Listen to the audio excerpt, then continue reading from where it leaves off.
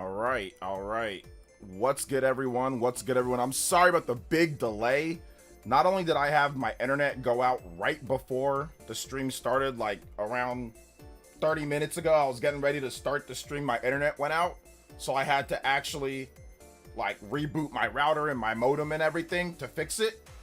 And then on top of that, as soon as I get ready for this stream to go live and I start testing the music, one of my headphones, the right headphone, or one of my earbuds, the right earbud goes out. So I have to use these backup crusty ghetto ones that I put in my Switch 2 case whenever I travel, just if I need some headphones. So I usually use these blue ones, then I gotta use these ones. So two back-to-back technical issues that delayed the stream by about 30 minutes. So I wanted to have this stream up by around 4:30.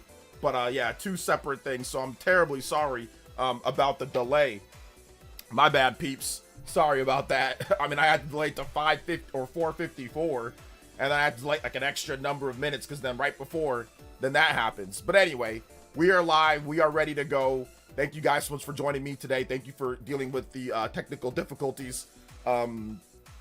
Yeah, I mean, I don't know what they are if they're skull. I don't even remember what the brand is. I just bought some cheap ones. I don't know if you guys have good recommendations for wired or earbuds that work with PC, that are like Bluetooth that work really good with PC, like Windows 10. Let me know in the chat and I'll see if I can pick some up today and get some overnight, so I can have them for tomorrow's stream or something, because yeah, I went through a number of earbuds. So either way, what's good, everyone? Welcome to PE Live JOJO Friday. Thank you guys so much for joining me today. Hope all of you guys are having a great day. I know I am. I'm looking forward to everything to talk about today, guys. We got a lot of stuff to go over.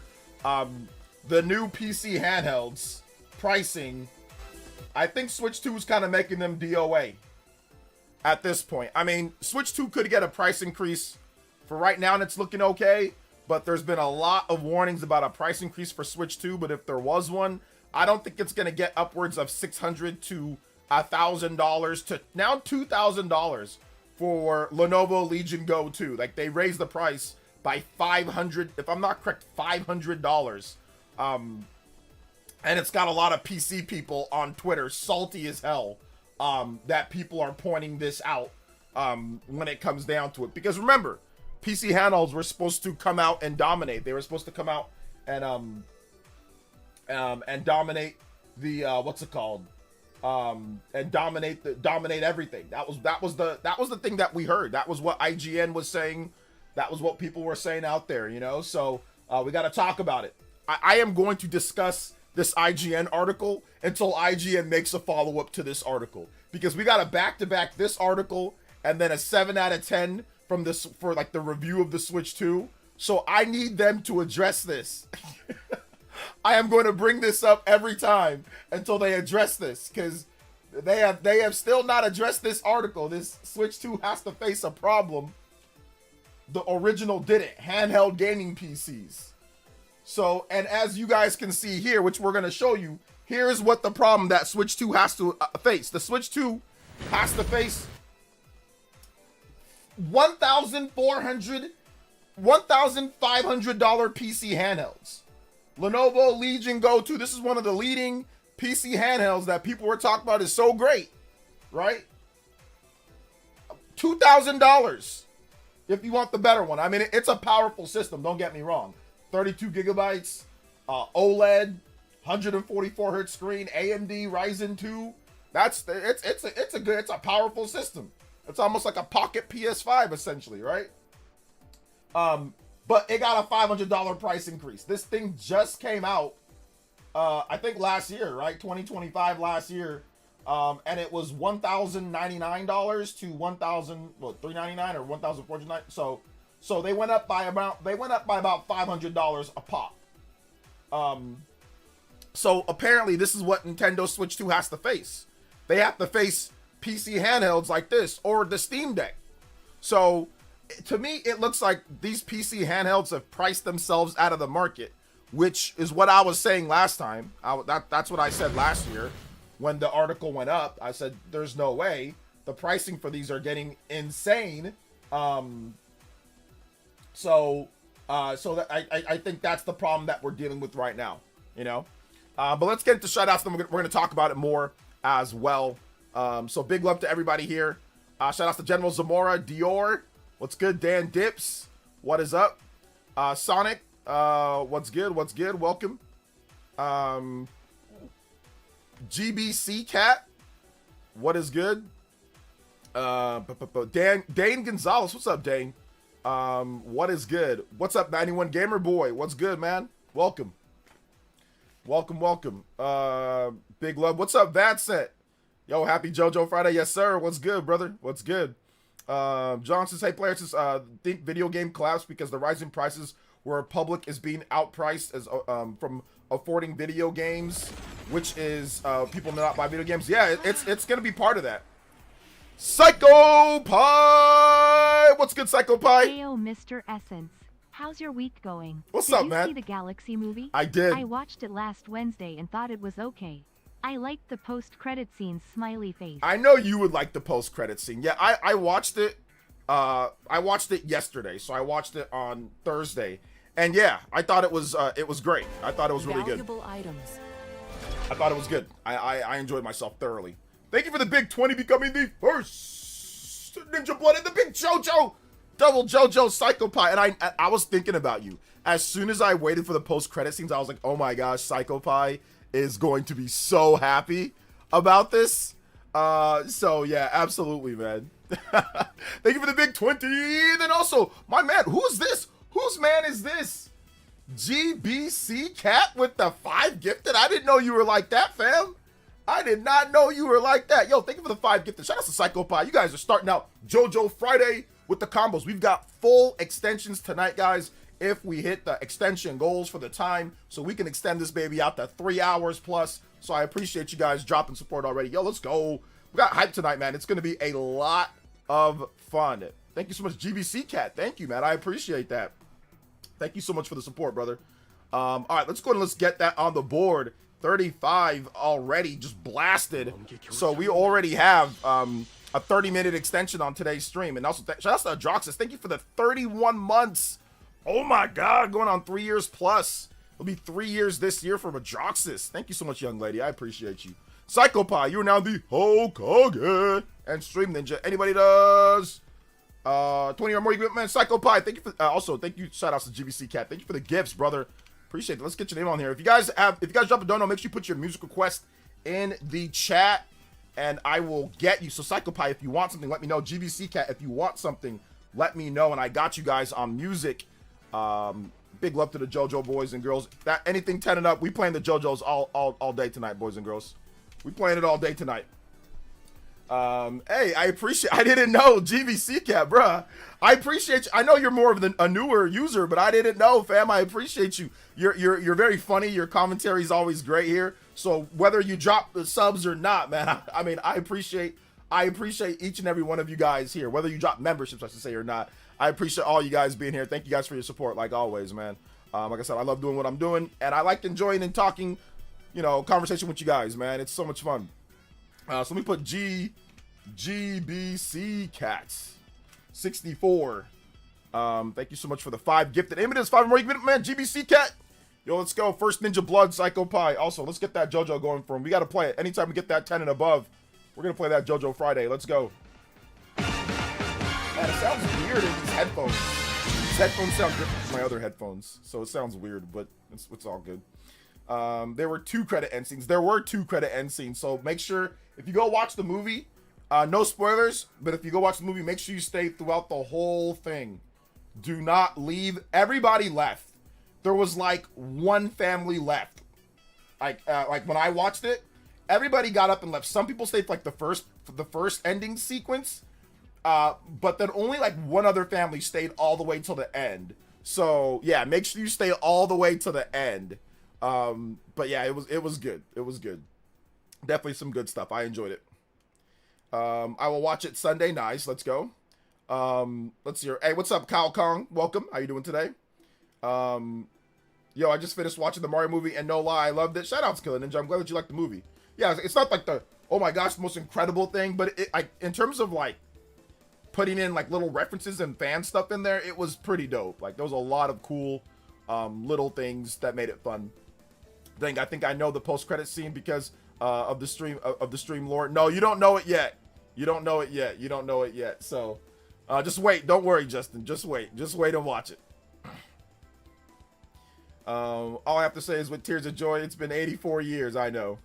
I saw the first, but I missed the second one. I Googled to see what it was. You left. Oh, okay. Yeah, no spoilers here though, guys. We're not going to say any spoilers at all. We're not going to say any spoilers. Thank you. I appreciate that. Yo, what's up, Superpower Man? What's up, Party Man? What's up, Dawson? What's up, Adroxis? Shout outs. What's up, Millie?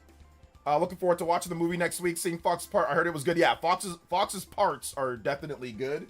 He kind of like stole the show a little bit, like not completely. There's other good performances from. I mean, they're all good performances. Like, I can't think of anybody's performance, like main character performance, that was bad per se. Now you could talk about like other things, like obviously if you want to review them, like pacing, story, all that type of stuff. But when it comes to like Rosalina, Princess Peach, Mario, I mean, if anything, he was there and all that, but a lot of other people kind of came through, like Bowser Jr., Bowser, Luigi, Yoshi. Everything was good. Toad, Princess Peach. I already said Princess Peach, but yeah, everything in terms of like the attitudes of the characters, the voice acting, it was all very solid in my opinion. General Zamora with the 11 months. Thank you so much, General Zamora. I appreciate it. The theater I was in has subtitles that notifies audiences there will be stuff before and after the credits. Oh, really? Yeah, they don't do that here. You gotta stay. And here in America, for the most part, you don't know till it's done when the lights turn on. When the lights turn on, that means it's over. But if the lights are still off and the screen's still playing, there might be something left. Now, when the lights turn on, you know that it's over. There's nothing left. But if there's still, that's like the hint to stay. If the lights stay off, stay in the movie theater. At least that's here. At least the movie theaters here. I don't know if it's different for other people. I don't know, but it's different. Have you watched all the phonies make videos about the PS6 handheld? Supposedly it's going to be way more powerful than Switch 2, and Nintendo is worried. I don't think anybody actually made videos about Nintendo being worried. But yes, I have seen videos. Well, I haven't seen any, but I know that the Switch, yes, the next PlayStation handheld is going to be more powerful, but that doesn't matter. That's irrelevant. So sure, it's going to be more powerful and it's going to be way more expensive. And Switch 2 is probably going to sell way more. Nintendo's still going to have their exclusive games. Sony's going to have their system. It's going to be good. Competition's always good. But considering how pricing is going right now, I don't know how Sony's going to make a feasible handheld or, portable system and get people to buy that on top of getting people to buy a powerful PS6. Like, it just seems to me like it's too much at this point. So we'll see what they ultimately end up doing. But yeah, if they make a PS6 handheld, I'm buying it. And I think it's gonna be good. But it's probably not gonna have physical media.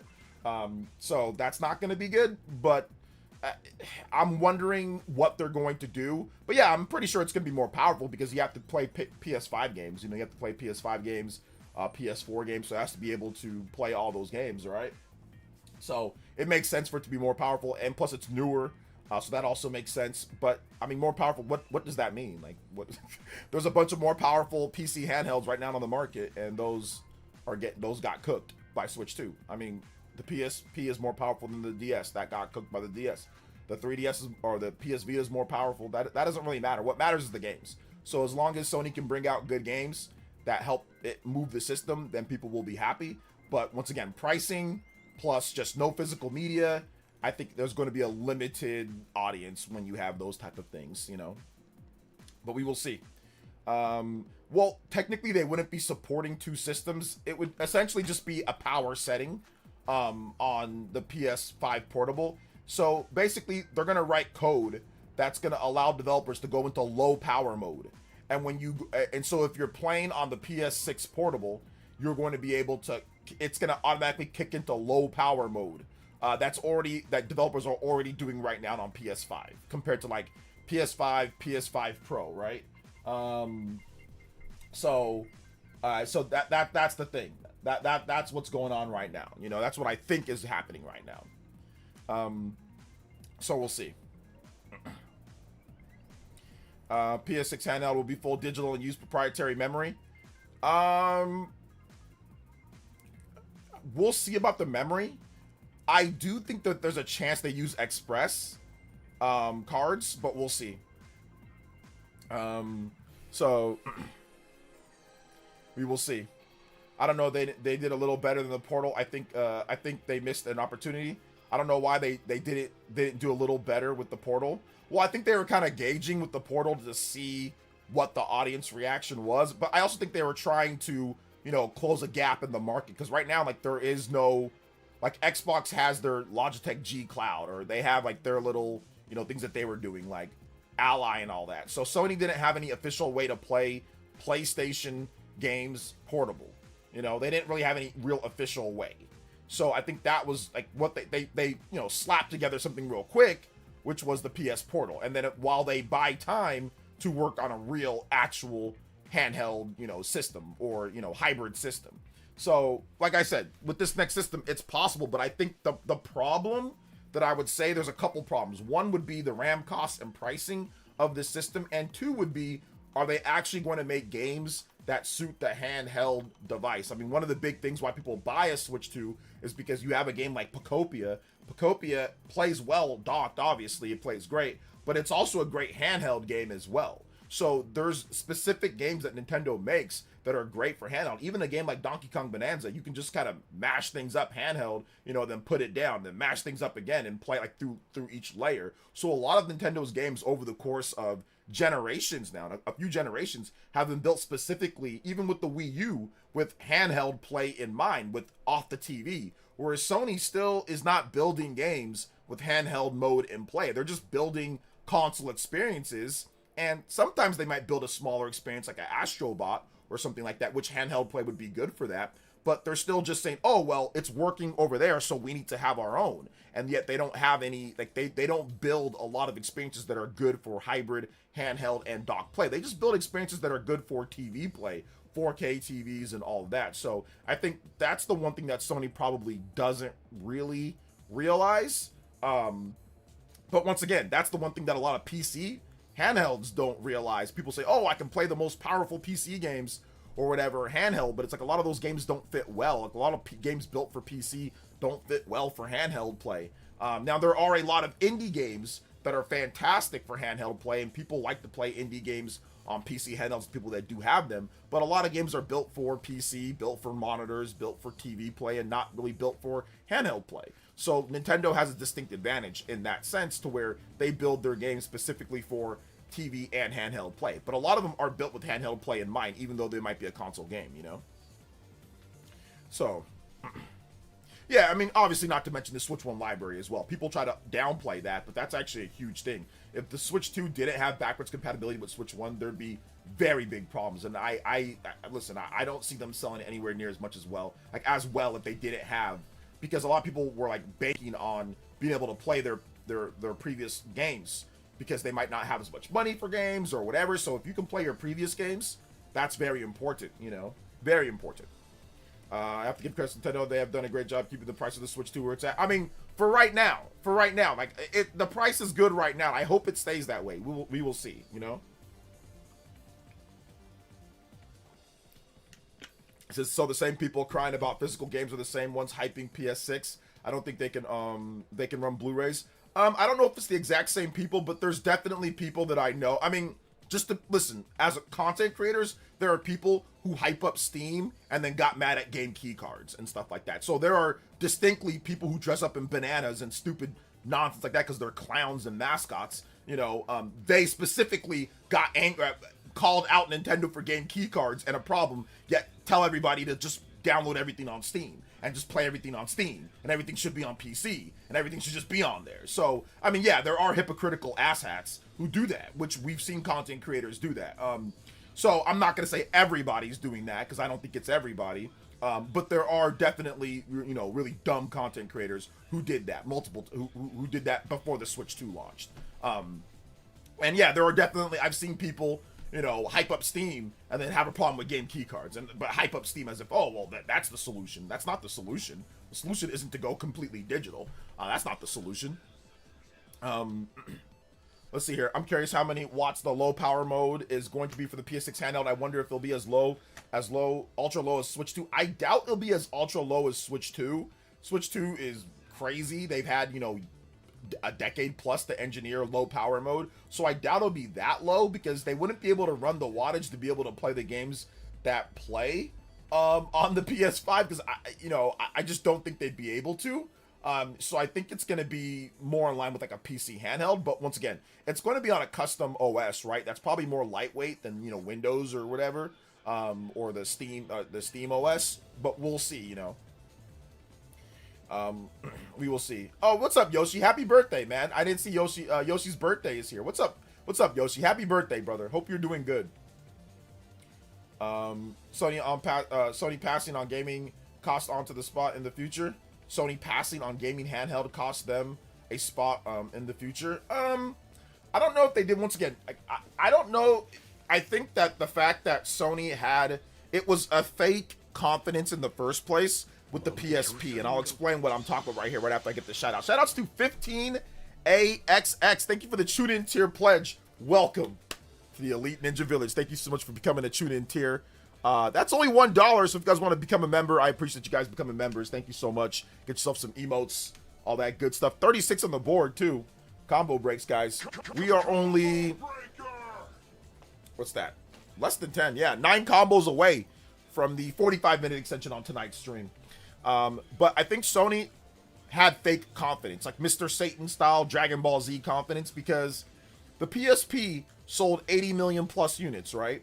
But the software sales were atrocious. People bought that because of piracy. A lot of people bought that because of piracy, because they can pirate games. And this was before, you know, obviously, like, you know, PC handhelds and other things like that. A lot of these other Retroid Pockets and all this other type of stuff. So people just like to play Pokemon games and like to pirate, you know, Super Nintendo games and do stuff like that on there and put all sorts of, you know, just pirating on there, movies and things like that. So I think that it kind of built up a fake confidence, because then when they moved over to the PS Vita and had proprietary memory cards, all of a sudden I don't want one. And on top of that, once again, it's the games too.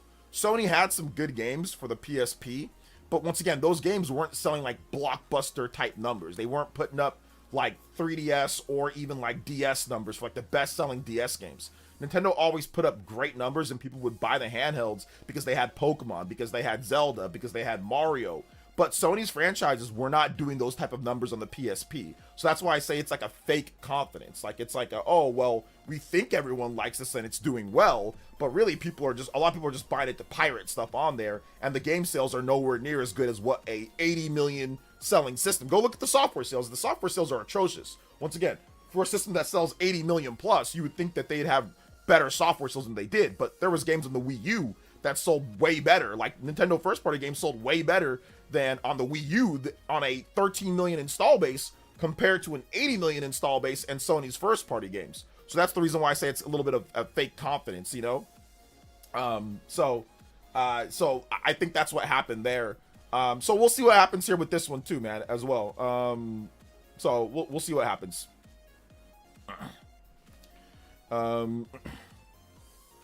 We will see what happens there. There are some negative video about you on YouTube, like Gamesta Nightmare, Game Street, Angry.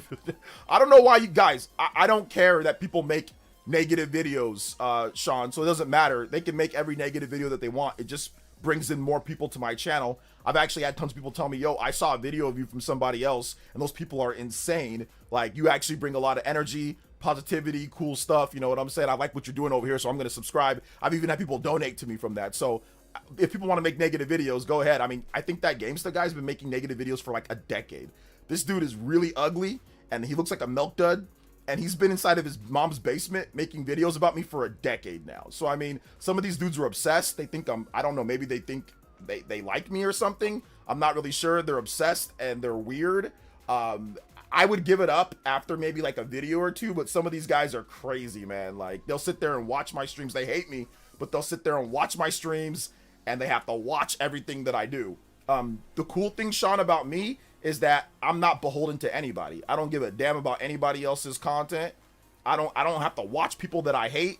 but these people have to watch me, and they have to sit there and mold and get angry over me every single day. So I'm going to tell them, keep watching me, keep getting angry while I ignore you guys' irrelevant channels. That's just the reality of it. Their channels are irrelevant. They've been stuck at 1,000+ viewers or subs for how long now? So yeah, nobody cares, Sean. Let's see here. Yes, I know that they made that. So they like you and they hate you. Oh no, they definitely don't like me, but they have to sit there and watch me because they have to make content. They're not actually talented enough to make good reviews or to actually make entertaining content. They have to talk negatively about other people. They have to talk negatively about things because they're just not entertaining enough. Listen, this is not for everybody. This content creation thing is not for everybody. A lot of these people don't have a lot of functioning brain cells. They're not very smart because they'll spend their whole time sitting there molding, seething about me instead of actually creating great content that's going to get them way more views. You know what I'm saying? Like, I'm not a big fish. You know, I'm a lot bigger than they are, but I'm not a big fish in this. So I would spend that time doing something else. But once again, you know, a lot of these people are pretty stupid, I'll be honest. So, I mean, like I said, I got one, that dude's been like literally like a decade now of just seething about me. So, and I don't think I've responded in a single video at all. I don't watch his videos. I don't watch any of their videos because it's a waste of my time. I mean, like I said, they sound like, from what I've heard, the one time, and when I did a debate, they're complete idiots. I mean, I'll just keep it a buck, man. I'm not trying to be mean, but a lot of these people are like, for lack of, like, I can't say what I want to say, but a lot of these people are really stupid. A lot of these people are really dumb, and they spend all their time sitting there watching me, and I know it hurts them. I know it hurts them because they have to watch somebody that they dislike so much. But that's what stupid people do. You know, they watch people that they dislike and mauled and seethe over somebody else over the internet. So I don't know what to tell you. But yeah, you guys don't have to tell me if someone makes something negative. I mean, nobody cares. Like, I'm not PewDiePie, or I'm not freaking Marquez Brownlee. I'm not some type of crazy big YouTuber or something. You know, I'm just a okay, normal size, small to mid-sized YouTuber. So it's all good.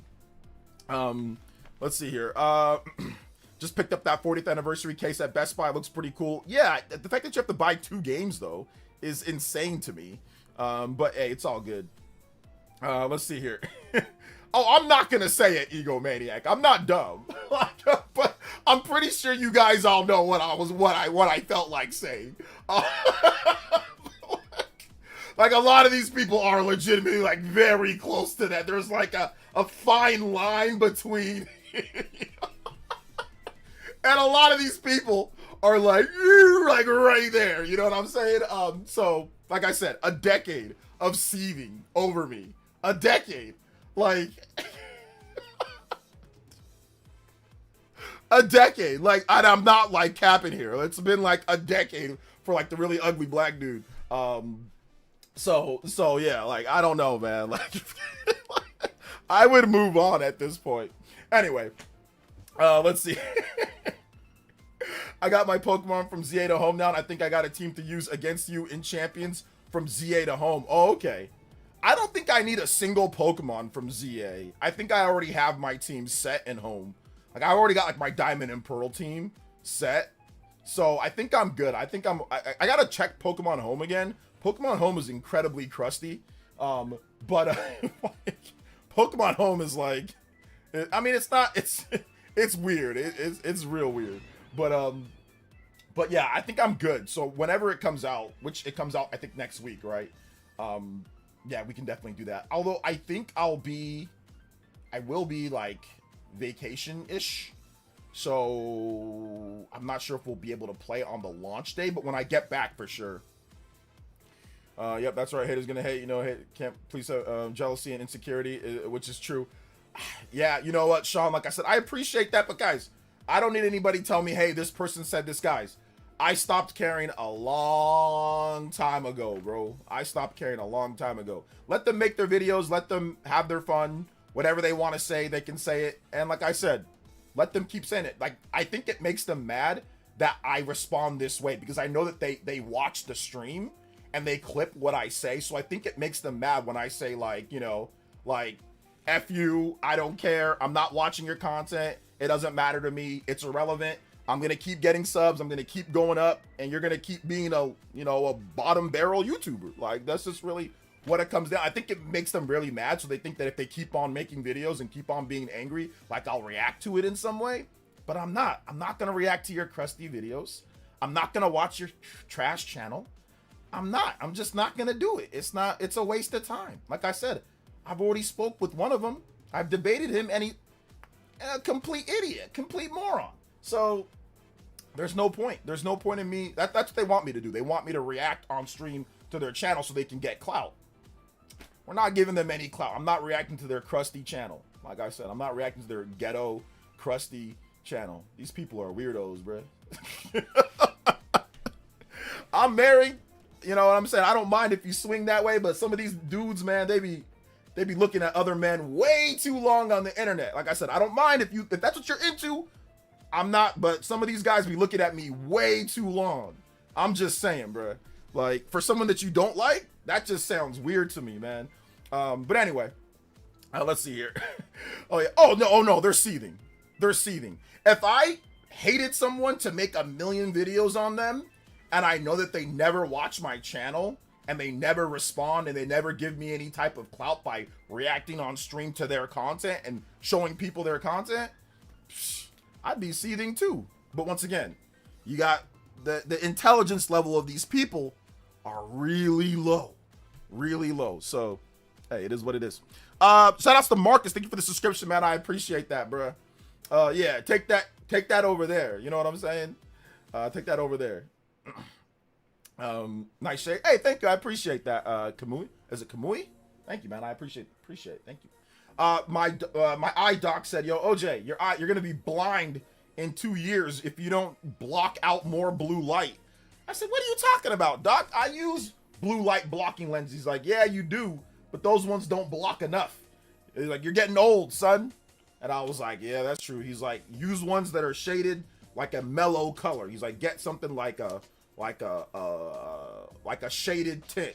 He's like a yellow or an orange. And I was like, all right, cool. These look red. I think people say they look red on, but they're actually like orange yellowish, like, and they kind of put like a yellow brown orangish tint on everything. So it's kind of weird. But I'm getting used to it. Like, I'm getting a lot more used to it. So let's see here. No point in putting these jokers over. Their audience isn't worth the effort. It's really not.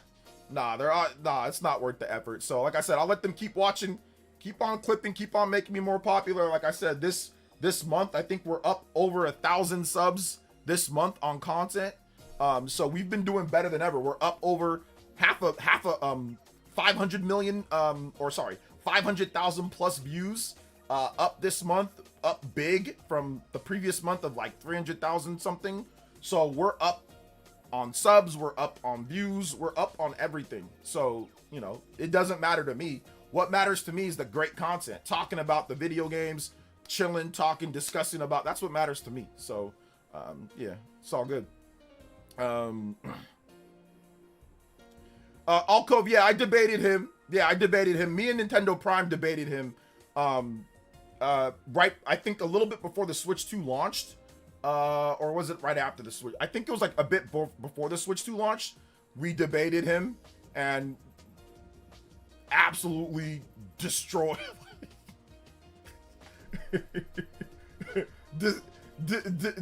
Destruction. Absolute destruction.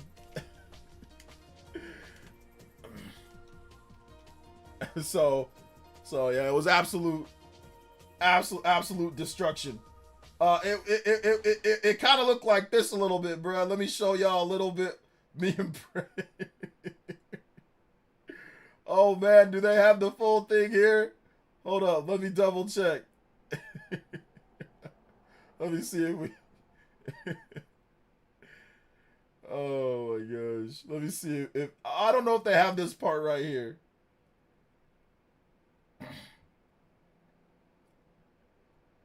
Oh man, no, they don't have it. They don't have. Oh man, I don't have it here. Oh man, I can't find that part, but I usually use a part. Uh, actually, no, they actually already did that. Hold up here, hold up. But yeah, it was a destruction, man. We just, he didn't know what hit him, bruh. He didn't know what hit him. He was just getting blasted. That's really what happened right there, man. It was just getting blasted. So, yeah, I can't find the part. But if I do find it, I'll show you guys what it was visually like. You know what I'm saying? I'll show you guys what it was visually like. So, the debate was B2A. Yeah. It was a beatdown, bruh. It was a beatdown for sure. It was a beatdown. But yeah, it was one of those things. Like I said, I was pretty confident in what we were going to, like what we were going to like what I was going to say and kind of like everything there. I was pretty confident, and I felt like I knew what I was talking about and like everything there. So for me at least, it wasn't really any like big deal. Like I knew what was going to happen. I kind of knew what was going down, and I knew that we were going to be able to have a good be able to have a good show, a good showing and all that. So it was good. Like I said, it was good, and that was the last time that I debated him or anything. I don't plan on doing any more debates because once again, that dude's weird and obsessed. So there's no need. Bro, these Pocopia builds are crazy. Oh yeah, they're insane, man. They're in the Pocopia builds are nuts. I don't even watch them no more because I'm just like, okay, these are so far out of the realm of what I can do. It's crazy. So yeah, there you go. I'm very curious to see how PlayStation comes out with their new handheld. I'm afraid they'll suffer the same fate as PC handhelds with price. I hope they succeed, but I doubt it. Yeah, I think the price is going to be a big problem with the PC handhelds, unless it's subsidized to the point to where it's not profitable, but, I don't know. So, I can see your comments, man. What's good, man? Welcome. He's a creep. Oh, yeah, he's a creep. Like I said, it's all good, Mr. Davis. I'm not really worried about these weirdos that constantly have to watch my channel. Hey, what's up, 15AX? Welcome. Let's see. By the way, weren't you supposed to debate somebody this week? I was, but the Mario movie got in the way, so now I couldn't. But we're gonna still do it. We're gonna do a debate on the pricing of the Switch 2 and stuff like that. Probably next week. Maybe like when I get back, we're probably gonna do that. Yeah. Let's see. How much longer do you think that these PC handhelds last? They probably don't last much longer than I don't know, man. It's probably not going to last too much longer. I mean, they'll probably be around, but you're not going to see them. Like, they're not really going to get any, like, big sales of significance or anything like that, Says, fight back. Nah, there was no fighting back, bruh. Hey, what's up, Ryan? Says, been out for a while, never got to say love your new studio setup. Hey, I appreciate that, bro. I don't know what to think about PS handheld.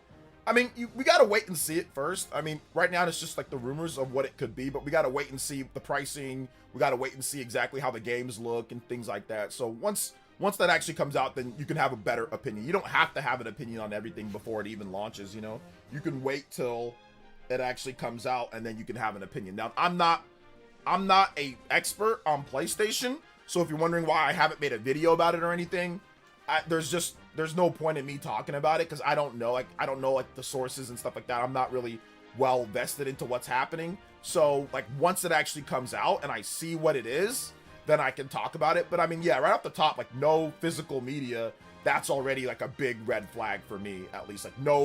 Like no version of physical media at all. Yeah, that's not good because I want retailers to be able to have the option too, right? So like, but it does seem like this is just going to be like a play by proxy. Like it's okay, if you have the game on PS5, it's going to be able to play on your PS handheld. So it's going to be like an actual dedicated PS portal, So it's not going to be like something that you buy separate games for. It's going to be something to where you buy a game on the PS5, it just shows up on your PS handheld. So I think it's going to be something like that. So it can still technically, I guess, play physical games. So if you have the physical game on your PS5, maybe you can, be connected to the internet, show that you have the physical game up and running, and then it'll know that you can download like a shadow copy. for your PS handheld. So we'll see about stuff like that. But if you have the game digital, then you'll be able to easily transfer it over or easily share your library with your PS5 or your PS6 when that comes out. So I'm guessing that's what they're planning on doing for this system, you know. Let's see here. These weirdos have no life. I know it's all. Hey, listen, man. As a content creator, you gotta have thick skin. Like, I've been doing this for so long that nothing really phases me. If this was me like 10 years ago, or this is me like 6, 7. This is me like 6, 7 years ago, I'd probably be more upset or more peeved by it. But I'm not. I don't watch the content. And like I said, they're the ones who are seeding. They have to watch my they don't like me, and they have to sit there and watch my content. So I don't have to watch their content. Like I said, I don't watch.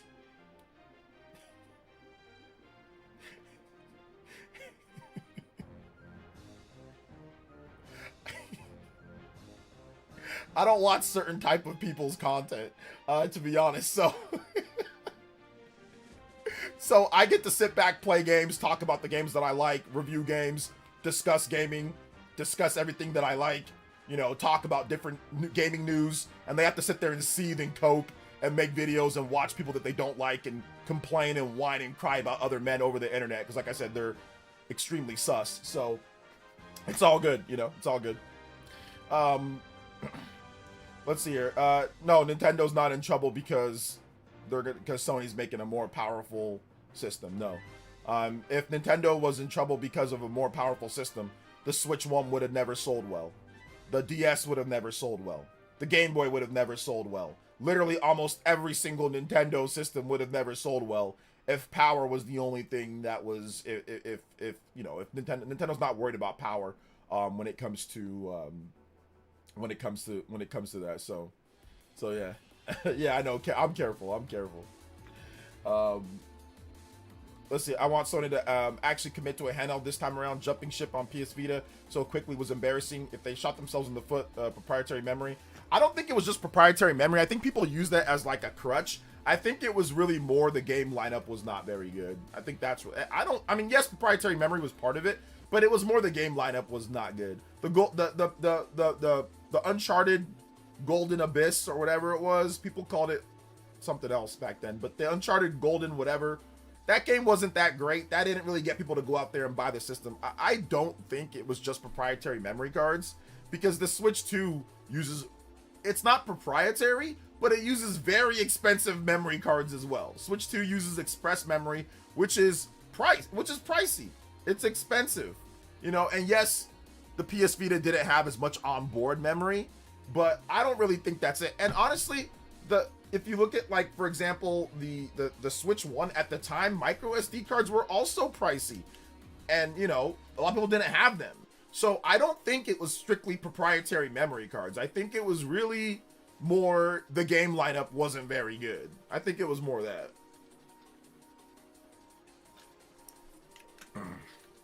So I think that's really what it was.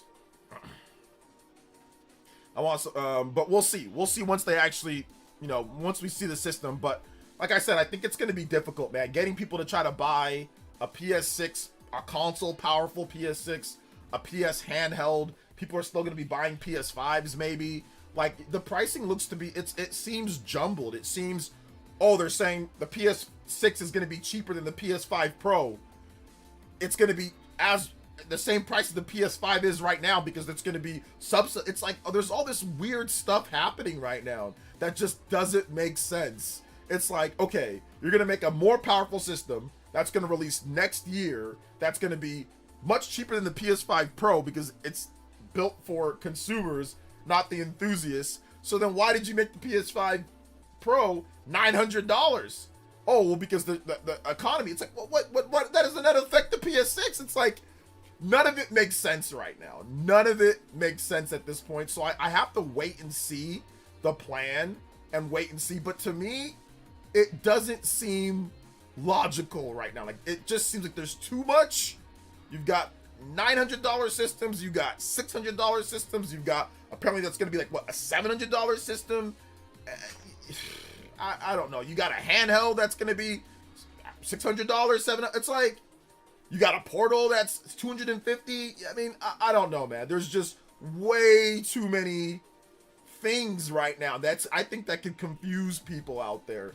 Whereas, like, you know, with the Switch 1, here's the Switch 1. It's just, this is what it is. It plays the Nintendo games.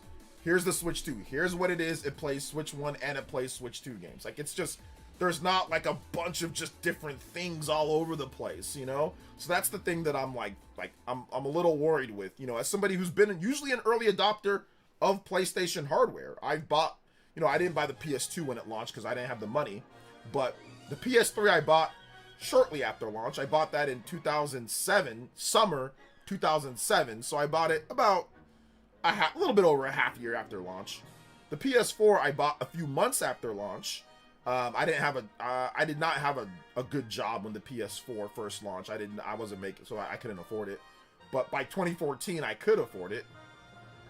So I got it in 2014, like around maybe like the Japanese launch of the PS4. I bought it. So a few months after launch. The PS5 I bought on launch day. So the PS Vita I bought a bit afterwards.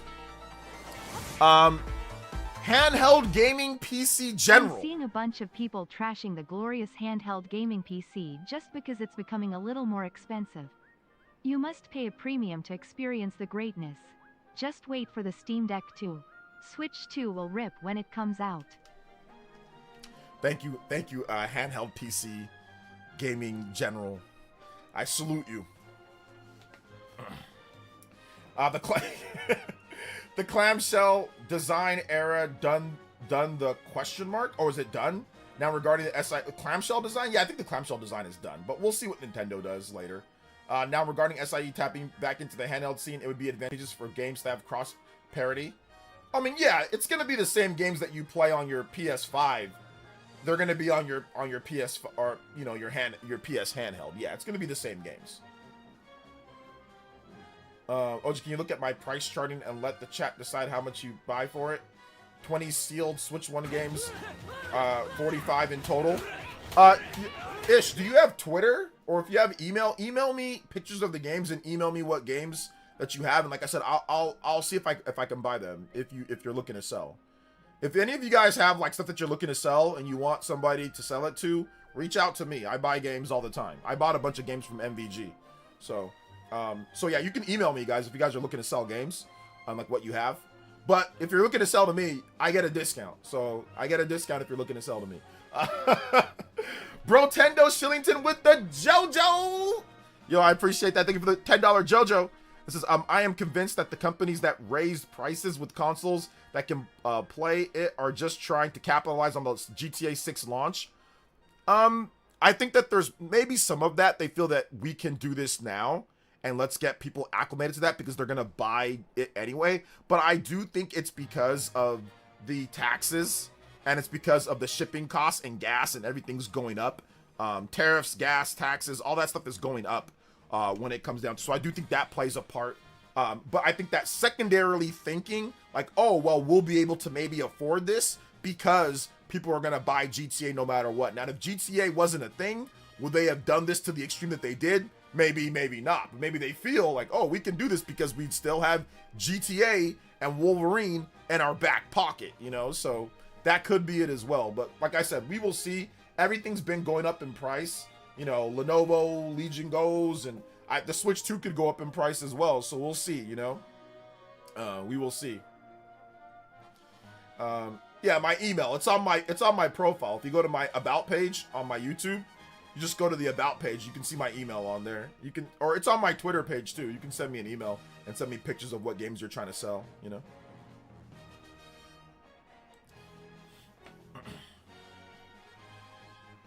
I think Sony. Okay. I think shout outs to Bro Tendo Shillington. Appreciate that. Combo breaks, and of course JoJo. Let's go.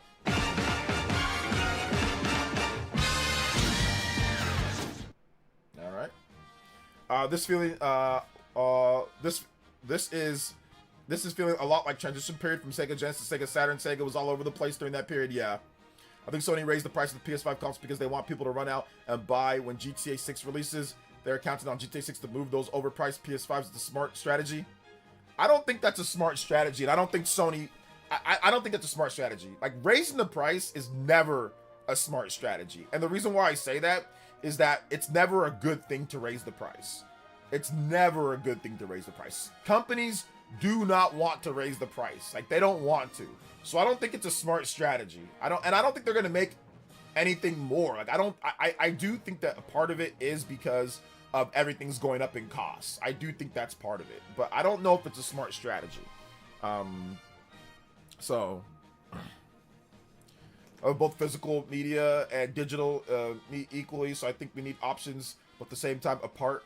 Me prefer digital better over physical. That's my preference, and that's fine. I like digital too, but I think having the option is good. So I mean, like, if you remove the option for physical, like let's say systems start coming with no disk drives or no cartridge slots, then we start removing the retailer from the equation. We start getting worse prices on games. I don't think that's a good for consumers. You know, when it comes to when it comes to stuff like that. Shout outs to Bro Tendo though, man. Push the Big 10, dude. Let's go, JoJo. 51 on the board. We're 9 combos away from the hour-long extension. Let's go. Also, yo, big love. Combo breaks. Overclocks. JoJo Friday. Let's go. JoJo boys.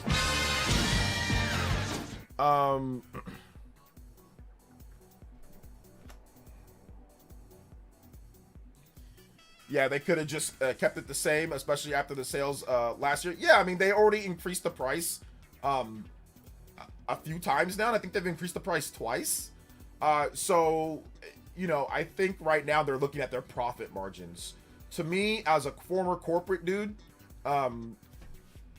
you've got to have profit margins. Like, it's one thing to have, like you have your sales, right? You're doing good. The PS5, when it launched, especially with the chip shortage, it wasn't like it was selling at some type of great big profit or anything like that. So really, you make all your money off of what? Game sales. You make your money off of accessory sales. You make your money off of PSN. These are all things that you make your money off of. But the problem is that adoption rate of the system is not high enough to keep up with inflation, tariffs, taxes, shipping, and gas. So in 2018, 2019, 2018, 2019, and 2020, when I've been in these meeting rooms, okay? When you're in these big board rooms and they're like, okay, here's our profit margins, here's what we make, here's what we don't make, here's what's coming in, and here's what's coming out. You're factoring in everything, how much it costs to ship and all that. But the problem is that you can't foresee the inflation. The inflation is almost impossible to foresee, especially from 2020 to 2026. The inflation has been nuts. And especially now, like, it's even worse. Gas is even going up. Shipping costs are going up because we've got issues when it comes to worldwide politics and things like that. So those are the factors that are just so hard to anticipate. So Sony's looking at it like, we're selling this system and it's not getting cheaper to manufacture because of RAM, because of shipping, because of gas, because of costs. Our profit margins are dwindling. Now, are they making more profit than ever? Yes. Sony is making more profit than ever. So I'm not trying to sit here and defend big bad corporation. They're making more profit than ever. But when you're a publicly traded company, there's never such thing as enough profit. Sony's publicly traded. They have to look at their margins. And the cost of everything going up is eating into their margins. So this is where the GTA 6 comes into play. So like I said, I don't know if it's a smart strategy, but their strategy is people are going to buy the PlayStation anyway. We just got to hope and pray that people buy it anyway, because we have one of our strongest lineups in years. You've got Soros, Marathon, GTA 6, Token, Marvel, and you've got Wolverine. You got all those games coming out. That's their strongest lineup ever for the PS5. That might be their best lineup ever of games. You know, first and third party wise, they've got a pretty good lineup of games, right? So I think if you're gonna do it, if you're going to raise the price, now would be the time. So I do think that, yeah, that's part of their strategy was GTA 6. I just don't know if it's a smart strategy. I personally feel what you do is that you say you take the hit on other, maybe you raise the price of controllers, you raise the price. I know they already raised the price of PSN, maybe they raise it again. You do that. You try to find other ways to mitigate it. but maybe they felt that they couldn't. But a $150 price increase, $100 to $150 shows me that their profit margins are not looking good, or there's problems. There's very, very big problems, because that is way, way too big of a price increase. Like $50, okay, but 100 to 150, that is crisis. That feels like crisis mode. Like somebody pushed the crisis button at Sony. That is too big of a price increase. Like, that's an insane price increase. Like I said, $50, okay. But 150 to 100 to 150, that's wild, you know? So, Marlon Gaming Nation also made a video. He's also not okay with the price keep going up for everything, as the PS6 as well. I don't blame him, because I'm not okay with everything being expensive. I agree. I'm with you there, man. Let's see here. Not trying to start anything, because this is why I don't get politics, people. That's all. This is why I don't get that I don't do politics, people. I mean, yeah, I mean, I think the thing about it is making sure that you just don't have, you know, because people have really strong opinions about that type of stuff. So it's just better to kind of just stay out of it. Now, obviously, you know, in your own personal time or whatever, you say whatever you want, or if you feel like being vocal, you can. That's your right as well. But me personally, I just stay out of it, because, you know, I don't want any problems, you know, because people are crazy when it comes to politics, you know. DOA means dead on arrival.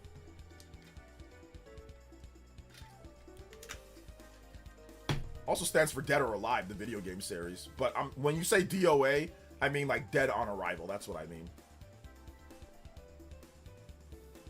Sony's first party games do not sell 10 million plus copies like Nintendo's. No way, the profits are high. The thing about it is that Sony sells more third-party games, so that's where they make. I mean, Nintendo makes their profits just as high or higher than Sony's when it comes to profits because of their first-party game sales. But Sony, where they make their profits, is off third-party. They make it off of microtransactions, Roblox, Fortnite. They make it off of, you know, Call of Duty. They make it off of NBA 2K. They make it off of FIFA or FC, Madden. These are all predominantly played on PlayStation. Now, if you take away the ball and gun games, Sony, I don't think, is even in business right now. And if you take those away, but that's what keeps their profits high enough, is ball and gun games. Like I said, the NBA 2Ks, those all sell really good on PlayStation predominantly. So NBA 2K, Madden, Call of Duty, FC, you know, Grand Theft Auto, they make their money. Shark Cards. So that's where a lot of the game sales come from, to where they can actually have a decent, you know, good business. Like I said, you take away that, there's definitely trouble. But of course, if Sony didn't have all that, then they would have done other things to try to compensate for it, right? But that's been their forte from the beginning, is to have like the best third-party support. That's pretty much always been Sony's goal, is to always have the best third-party support, which they've been able to do pretty much every gen, maybe but the Xbox 360 gen. That gen they didn't have. They had good third-party support, but maybe Xbox 360 was a little bit better, you know, at times. But I mean, outside of that, I mean, PS3 still had a ton of third-party support, so that doesn't really matter. But pretty much every PlayStation system always has it, so that's where they make their money, you know. Yeah, Sony has higher revenue, but of course they also have higher production costs of their services and of their things. Nintendo has much lower revenue, but they have much higher profits or they have high profits because everything costs lower, and they sell way more first-party games, because the amount of money you make from a third-party game compared to a first-party game is night and day. If you make a first-party game and the first-party game sells really well on your own platform, you're pretty much getting like 100% of that, minus your development costs, right? So a game like Breath of the Wild, for example, let's just say the development cost was $100 million. I don't know if it was, but people have estimated $100 million. Well, they sold 35 million copies of the game. So clearly, you only need to sell a few million for it for you to make your money back at $60 per copy. Let's just say 50 to 60 per copy, right? You only need to sell a number of million to do that. Once you do that, everything is literally pure profit. So Nintendo has stuff like that, or like Animal Crossing. I doubt Animal Crossing was a game that took $100 million. Let's just say it cost $50 million to make, right? Animal Crossing sold 50 million copies at anywhere between $50 to $60. So you're making significantly higher profits over the course of a long period of time compared to, selling a ton of more third-party games, but you're only getting 30% of that revenue, you know? So that's the big difference. Let's see here. Hey, what up, OJ? I had a great time watching the Mario Galaxy movie. It was definitely made for Nintendo fans. 9 out of 10 for you. Hey, I'm glad that you liked it, Max only.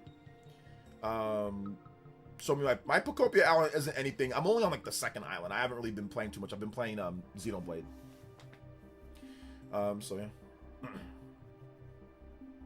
yeah. Being apolitical is radically political stance. You're wild.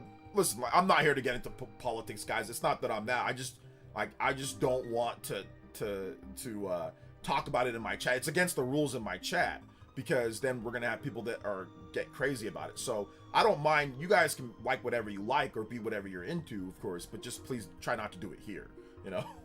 Just because, like I said, we had a great ninja war over politics about, it's going on about a decade. Well, I think 2018.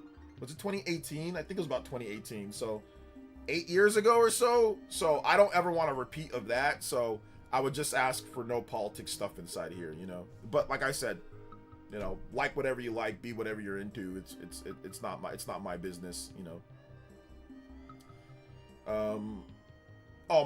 Sony makes a ton. I already mentioned that. Sony makes a ton off of microtransactions. FIFA Ultimate Team or FC Ultimate Team, Madden Ultimate Team, NBA 2K microtransactions, Fortnite, Roblox. These are all they make tons of money off microtransactions. Absolutely. I'm getting ready to play Xenoblade Chronicles X for the first time, or Xenoblade Chronicles 3 New Game Plus. Okay, cool. Yeah, Xenoblade Chronicles X is amazing. You needed me in that war. Nick, you would have got blown away like Party Man got. When he tried to get him between everybody, both sides took him, swung him around like Bowser says, you know, swung him around like N64 Bowser and threw him into a bomb. Anybody that was trying to play Peacemaker was just getting haymakers thrown at them. Like, literally, it was so funny. So, Nick, I went into my Discord. So, the old Discord that we had, I blew that old Discord up. But the old Discord that we had, they were just sitting there insulting each other like low-tier god type insults. You know, like, offensive. And I tried to say, hey, guys, calm down. And I just got trampled. And they're just screaming at each other, yelling like back and forth, not on voice chat, but you can tell in the messaging that it was very vile. Okay, so I just stopped. I just waited. I'm just like, all right, let me wait. And I just waited and waited. And it was like an hour or two of just, bro, I felt like I worked at like I was like the head coach of a football team, and like there was like a big fight. And I have to sit there and talk to each person. I spent literally hours talking to each side to see what conclusion that I can come up with. I spent so much time, you know, spent so much time in 2018-ish, like hours, like interviewing, talking, getting everybody's side. And ultimately at the end, you know what it got me? It got me both sides hating my guts. At the end of the day, both sides eventually hated me and blocked me on Twitter and never came back. So that's what it got me for all of my one side calling me greedy and you just worried about money. The other side saying that you're harbinging schizos that censor people. So it just ended up getting me just absolutely trampled by both sides. So yeah, you would have got knocked out just like I did. Everybody that didn't pick a side got absolutely punched, beat down. So yeah, you would have got cooked. I got cooked. It's my freaking channel. It's my stream. It's my and I got cooked. I got cooked worse than the Bulls are getting cooked right now. They're getting cooked 56-91. Trash Bulls freaking suck. Herman Holst needs to be studied. Third-party developers get profits from those microtransactions. It does not all go to Sony. Oh, I know it doesn't all go to Sony, but they get a portion. They get a portion of those. People forget that individuals are nuanced. Yeah, it is what it is, man. It is what it is. Fair is fair. Your channel, your rules. On more of a topic note, I think that the Galaxy movie was so much fun. Yeah, it was fun. It was fun. Um, the purpose of the gaming is for me to be able to free myself from things like politics and drama from people. Gaming helps me forget those things and focus on the fun in games. Exactly. That's why I don't bring it up. Like, this is supposed to be about fun. It's supposed to be about gaming. It's supposed to be about, you know, about all that. It's not supposed to be about politics and about other things. Now, when the politics affect the gaming to the point to where you can't avoid it, then yeah, sure. But even when we have stuff like that, people still get upset at me about that. So it's like one of those things to where anytime that I can avoid it, I'll avoid it, you know? And like I said, and it's not even me being like, oh, well, it doesn't affect you. Trust me. There's been times when I'm streaming where literally policies affecting my family directly, even now to this day, my wife even being here right now. If something didn't happen, bro,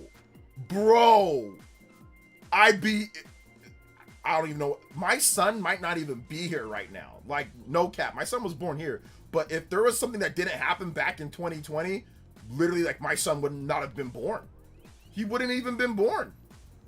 So this stuff affects me. I know, but I have to be strong and, you know, and suppress it for the sake of everybody else, for the sake of other people too, you know? So that's how deep it goes, bro. That's how deep it goes with me. So I know it's important, but I gotta keep the rules so we don't have people acting, you know, so we keep the peace, you know? And I'm not capping when I say that my son might not even been born if something didn't happen back, like, hardcore. If it didn't happen, well, 2021 technically. So that's the thing.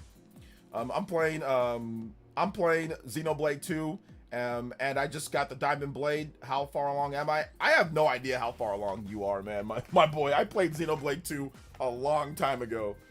So I'm not sure how far along you are. How many hours are you into the game? Switch 2 probably passed PS4, PS5 in sales. If the Switch 2 is probably going to pass those, just because I think Nintendo's going to keep the Switch 2 around for a very long time. So with the rising costs of gaming, I think that there's going to be a lot of people that are looking for more of an affordable gaming package. And I think that if Nintendo can keep the price at $500 or less, they set themselves up very good in the future, because Microsoft is going to have probably a $1,000 system. Sony's probably going to have a $600 to $700 plus dollar system. And obviously Steam Deck and all that, or the Valve stuff, that's probably all going to be at least $550 and up, because once again, the prices are just out of control, and I don't think they're going to get any cheaper. Like, I think that the market, RAM companies, and once again, gas, shipping, all that type of stuff, it's just going up and up and up. So is there going to be an industry crash? Yeah, I think there's going to be a light, like the RGT light industry crash. Yeah, I think there's going to be a light industry crash, because it is getting to the point to where it's too much. But even Nintendo, you look at some of the prices for games. Like, I really hope that Nintendo can get a really easy W if they just hold steady. Like I said, if you do a price increase, fine, but don't do it past 500. Don't do it past 500, and please, no $80 games. Just keep it 60, 70, 67. Keep it 6-7. Keep it 70 physical, 60 digital. If they do that, and if they, even better, if they can hold at 450, man, that creates a really, really good value proposition going forward. So I'm really hoping that they do. A lot of analysts think that they won't. I'm not confident that they're going to hold at the 450. I'm not confident that they aren't going to have more $80 games. I'm not confident. I'm 50-50 on both of those. So I'm not confident on those. But if they can just just bite your lip and just say, let's just go through. Let's just stick with this, and let's just hope that more people buy the games. If you keep the prices good, you'll get more people buying the games, and then that, especially if you have $60 digital games, people are gonna buy it more. So I'm hoping that they can just do that, you know? I'm hoping. Let's see. I'm playing Xenoblade. Okay, I already read that. 35. You're probably like almost halfway, maybe a little bit less than halfway. Like 40%, 30 to 40%.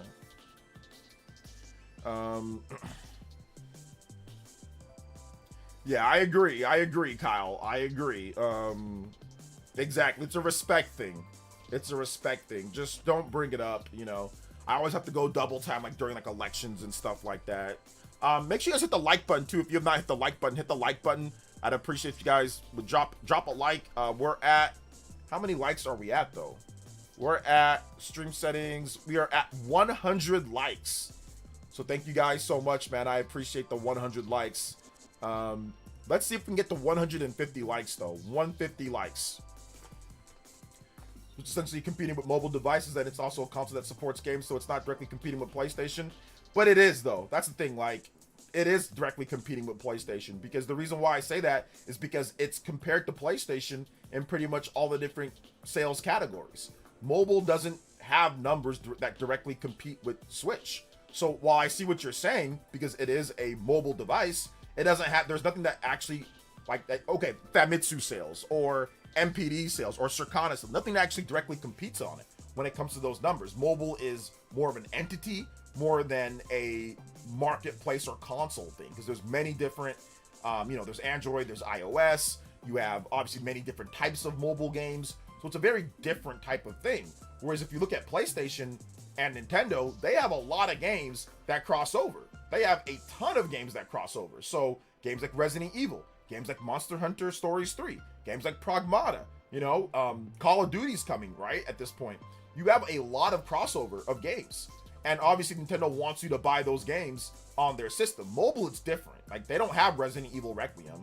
You know, they don't have stuff like that. And when they do, people don't buy it. People just like free-to-play stuff. So when you're talking about premium games, that's where Nintendo and Sony are in the same marketplace. They're more aligned than mobile, because mobile premium games don't sell.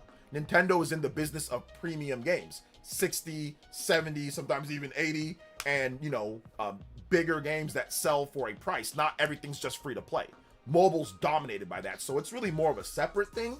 Now, is there competition? Absolutely. There's competition for your time. There's competition for all that there. But if you're saying what Nintendo's more aligned with, it's more with Sony, because Sony and Nintendo both have a dedicated platform where you have to develop for that platform, where they have premium games that are priced high, and that's where the market kind of drives itself. That's where they make a lot of their money off of, you know. Whereas once you get mobile, it's all about free to play. So I think Nintendo, Microsoft, and Sony are more in line with that than they are with mobile.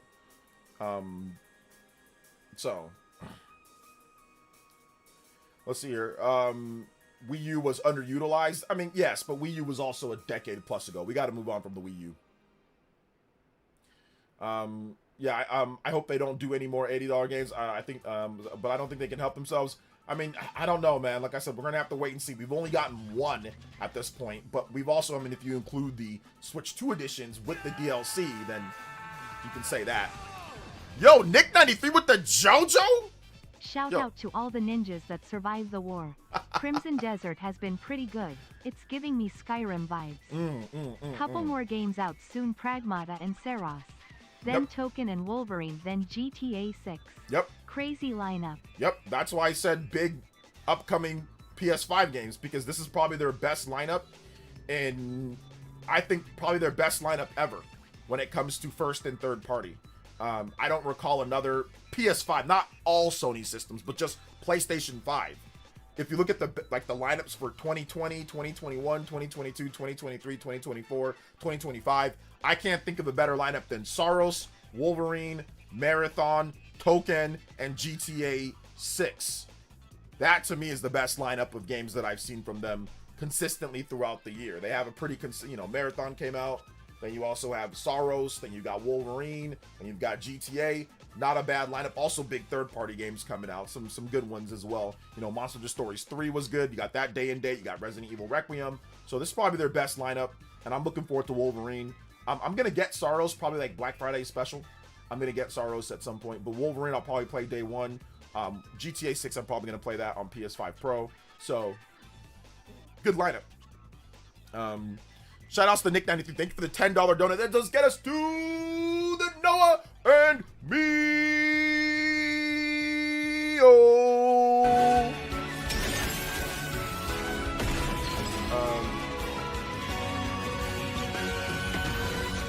Yo, thank you so much. I appreciate that, guys. 60 on there. Let's go. 61 on the combo board. We are out there. Remember, if you drop a dono, guys, put your music request in there, and I will play the music request. I'll also play this too. JoJo Friday, that $10 and up gets you one of these. Yo, JoJo, strike a pose. Hey, let's go. Appreciate that. People ain't gonna miss getting their coveted 3D Mario, Zelda, and Smash even at 80. Yeah, I mean, that's where I think Nintendo's gonna do 80. I know, like, Sean RGT said that, like, he thought that maybe Fire Emblem is gonna be 80, and I'm like, I don't know about Fire Emblem. But like 3D Mario, Zelda, like, if Nintendo puts those at 70 and 60, once again, that will be like, they've gotta just read the room, read what's happening. Look at all the price increases. Just hold pat. The Switch 2 is selling. People, you go on Twitter, man. Everybody, dude, there are so many new Switch 2 owners. There are, like, literally, it's overwhelming. I know it's algorithm based, but there are so many Switch 2 owners, and you can visibly see it when you go into your stores. When you look at Amazon in January and February, they were selling 20K Switch 2s. That jumped up to 50K plus in this last few weeks. It's doubled, more than doubled. 20K, 40K. Yeah, it's doubled and then some. It went from 20K to 50K, so 30K plus just on Amazon. Like, the sales are going up. Pocopia is selling great. More games are selling. You're getting third-party games out. Like, just hold steady. Don't do anything that's going to cause bad PR right now. Because one thing that I've noticed is that bad PR on Nintendo is, like, way worse. People exaggerate it way more than bad PR on any other company. Like I said, Microsoft and really Sony gets away, like, not gets away with it, but like when it comes to like Valve and Sony, those two companies, since those are such like the default for many people, bad news can come out and people are like, oh well, kind of like, you know.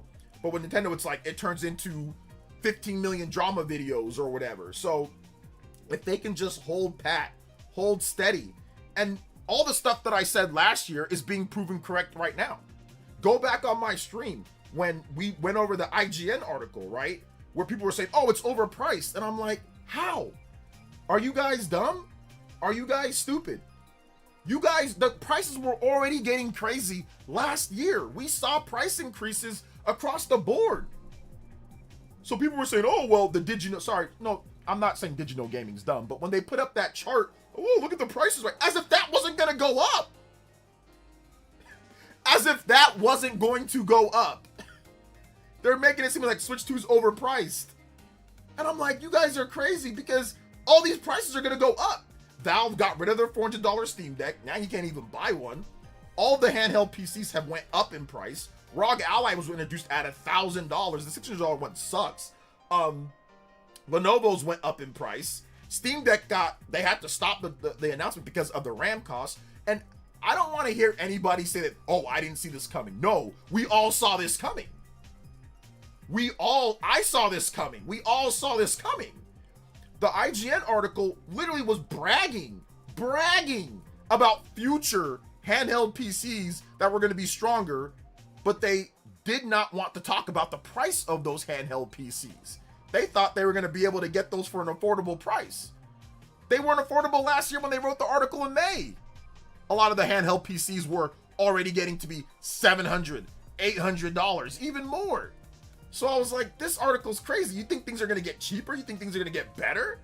Because you got a ghetto 2013 ROG Ally that's ass for $300 something. Are you insane? Like, like that 2013 ROG Ally is a piece of junk. It is literally a junky, dookie, basic starting Xenoblade Armor handheld PC. I don't care how many tests Digital Foundry does or weird people hooking it up to that thing sucks. And they're out here, that writer's out here talking about how great that thing is. That thing was a piece of junk, trash, garbage. Sorry, I think RGT likes that device. No shots at him either. But it was garbage. And they're like, oh, well, there's going to be new ones. They're going to be way better. Oh, but I'm not going to mention the price, though. But she was railing on how bad the prices were for the system itself. Games, I get it. The $80, I agree with. Nobody likes that. I already made my own videos. That's already been that. But when it comes to the actual system itself, oh, it's steep, it's pricey. But you think you're gonna be able to get big, stronger PC handhelds for the same price? For around, no. Absolutely not. So, like, So we saw that come. Anybody, but once again, a lot of gamers have no idea about economy. And I think that's the problem. When you're a journalist, I think economy needs to be part of what you do. A lot of YouTubers are economy irrelevant. That's why they just call you names when you bring up business things. I get called so many names when I simply tell people about business. You're not allowed to be knowledgeable about business, shipping, costs, RAM. You're not allowed to be. Because if you say something, you're defending, you're damage controlling, you're a drone, you're a Nintendo corporate slave, you're like all this other nonsense for simply letting people know about things. And that's what I was called last year when I tried to call out this article, and when I made a video about the Switch 2 versus handheld PCs or Steam Deck and why I sold mine and all of that. People got crazy, but I was right. Literally about everything. Like, I can't recall a single thing when it comes to the economy, business, handheld PCs, Switch 2 price, gaming. I can't recall a single thing that I was wrong on. Now, let me know in the chat. I know some of you guys know me better than I know myself. So, Dior, Dank, if I was wrong on business-wise with the economy, handheld PCs, Switch 2 pricing, let me know in the chat. Dior, I know you watch everything. So, or Dank, I know you watch a lot, or Party Man. If I'm wrong, let me know so I can correct myself right now. But I don't recall myself being wrong on a single thing. You know? The only company you're illegally allowed to defend is Valve. Pretty much. If Valve does something wrong, like getting rid, or if Valve does something that's not consumer friendly, like getting rid of the $400 Steam Deck, that's okay. It's okay. It's no big deal. I saw no rage bait or no videos bashing Valve for that from the same people that would love to, obviously, you know, if Nintendo raised the price, they would be all over that, you know? DOA means dead on arrival, Joshio. I called out $80 games and said that it's not good. So I wasn't defending that, and I didn't say $80 games are good. I never said that. So I wasn't defending that. I've actually spoke out against that multiple times. So let's see, Fire Emblem 4 remake sales. Well, no, I meant business-wise, not games-wise, guys. Business-wise, with the Switch 2, pricing, economy, what was going to happen, things like that. You were wrong. You said in a year, but it was faster. Well, I said in the upcoming years. I said in the upcoming years. I said in the upcoming years.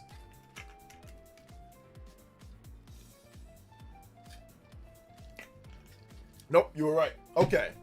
Let me know if I say something that's off. I want to make sure that I correct myself. You know, like if I say something that's off or that's wrong with my predictions, trust me, I'm not like these other content creators or these YouTubers who are so terrified of being called out for being hypocritical. If there's one way to get people upset at you, is that you call out hypocrisy. If there's one thing that gets people upset, is that, and I'm not talking about subjective hypocrisy, which people do all the time. Oh, you said this about this one thing. You should have the exact same opinion about the exact same thing, but the exact same thing with this other thing that's not even related. Not that type of stupid internet hypocrisy. I'm talking about like real hypocrisy. Real hypocrisy. Nothing comes to mind economics-wise, but you did bit editorial aspect on why the needed for the article. Okay. Deported with the 2 says you should just strongly support $80 games to troll. I mean, there's not enough $80 games for me to support it though. Like there's not enough for me to actually do that. Like there's barely any. So even if I was going to troll, like how many could I theoretically get, you know? Excuse me. Thank you, Deported with the $2 dono. I appreciate that. Let's go. Steam Deck is a bargain at $2,499. Well, I mean, Lenovo Legion Go, right? Gnarl what says, it blows my mind how these gamers don't say anything when other companies raise their prices or make something really expensive, but if Nintendo does it, it's the worst thing ever. I mean, that's pretty much the grifter mindset, you know.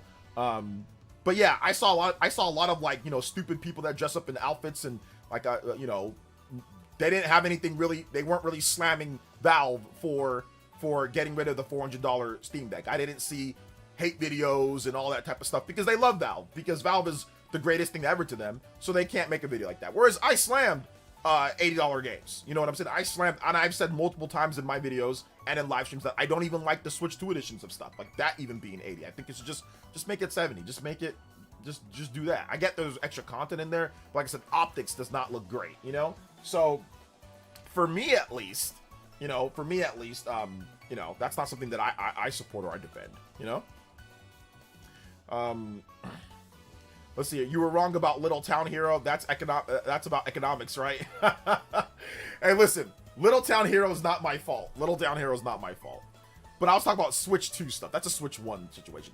I was wrong about Switch 1 stuff. I've admitted to all the things that I was wrong about Switch 1 stuff. So, yeah, I'll take it. I'll take issue. Listen, I was wrong. I get that. You know. But apparently everyone's okay with Valve selling a $550 to $650 Steam Deck OLED isn't the exact opposite of consumer friendly and only makes the internet hypocritical. Yeah, yes, Joshio, it is hypocritical, because I saw lots of people defending that $400 Steam Deck saying that's better than the Switch 2, and then when that disappeared, all of a sudden they're quiet now, you know, on a system that's not as powerful as the Switch 2, doesn't come with a dock either, but they'll say you can emulate. That's not part of the discussion here. That's not part of it. We're talking about the system itself, the games that it offers, and we're talking about what it does and what you get from a value proposition from regular games being released, not stealing or not emulating and all that stuff. You know, we're not talking about that, because that's not what the situation was. Because if that's the case, then obviously consoles can never win, because consoles don't emulate. They don't like, you can't just go steal games, you know? So we're talking about the actual official stuff, you know? Let's see here. But you were wrong, unfortunately, with Tears of the Kingdom sales feet and Metroid Prime 4 beyond Metascore. Well, yeah, that's true. I talked about games. Those are things that I said. Games, I've been wrong on certain aspects with game sales. But I'm talking about Switch 2 economics. Tears of the Kingdom, that's a Switch 1 thing. Metroid Prime 4 beyond, once again, Metascore. You know, that's a score. We're talking about prediction of a score. I'm talking about like actual Switch 2 sales, things like that's what I meant. But yes, I know I've been wrong on like certain individual game aspects of which I've owned up to as well, you know. If the new Zelda looks like Elden Ring, I'll pay $80.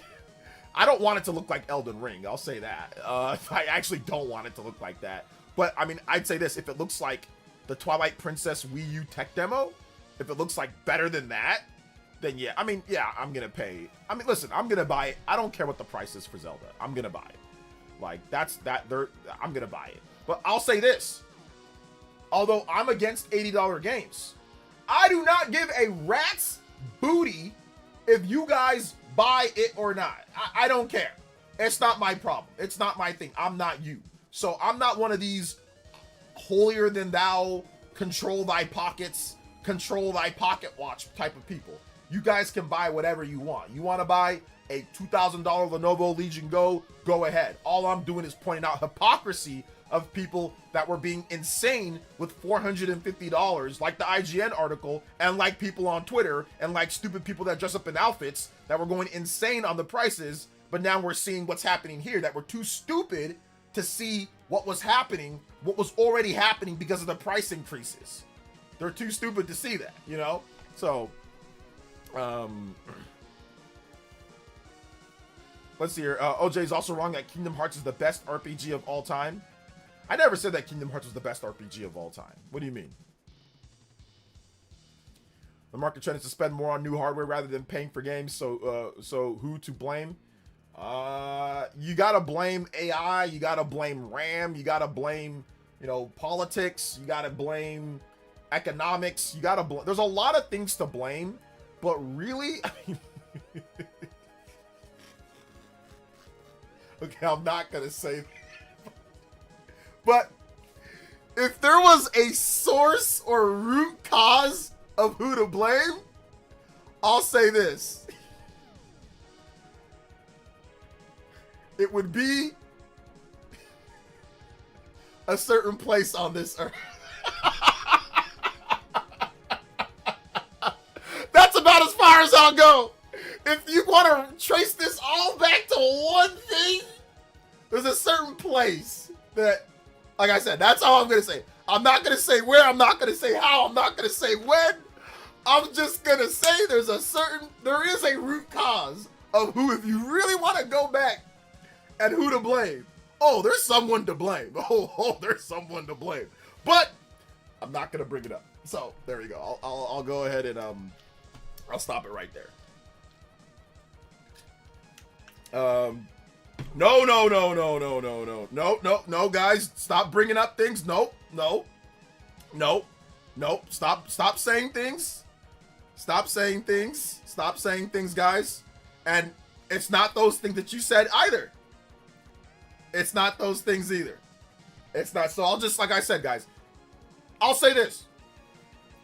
Are some of those things a part? Sure. Politics here in America, whatever, whoever you want. Yeah, that's all part of it. But I'm talking about a root cause. A root cause, like the initial root cause. There is something you can, but we're not going to do that here. We're not going to do that. Oh yeah, I'm going to be coy.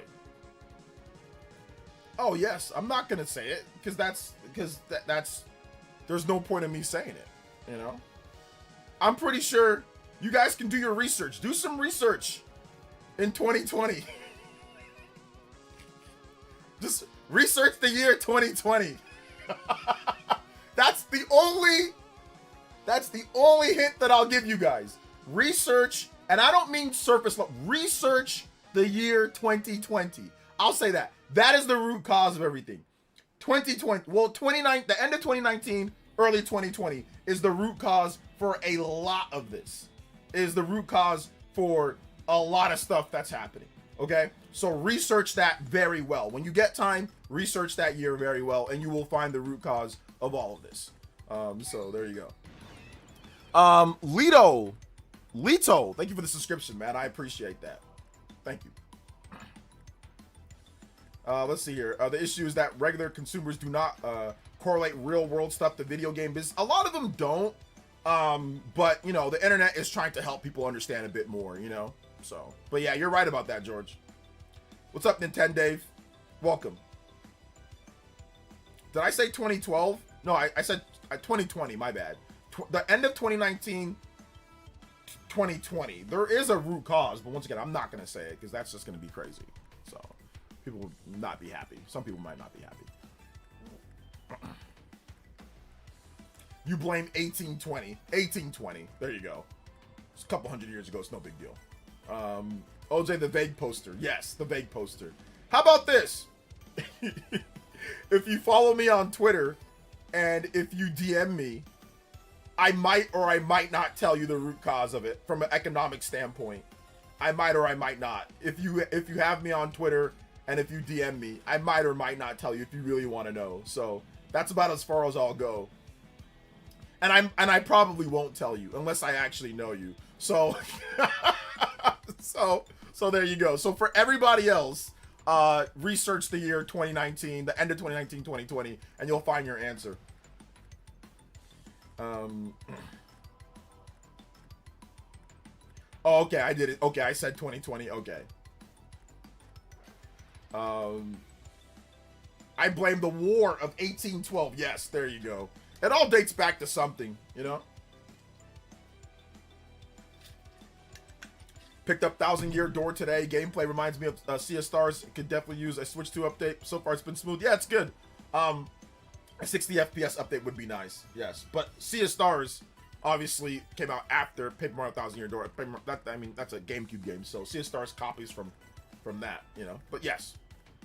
I don't want 80 either, but the world is full of $100 standard sports, early access releases, and $300 special ultra wide deluxe editions. I'm not tripping about very high quality $80 game. Yeah, I think once again, massive Rican.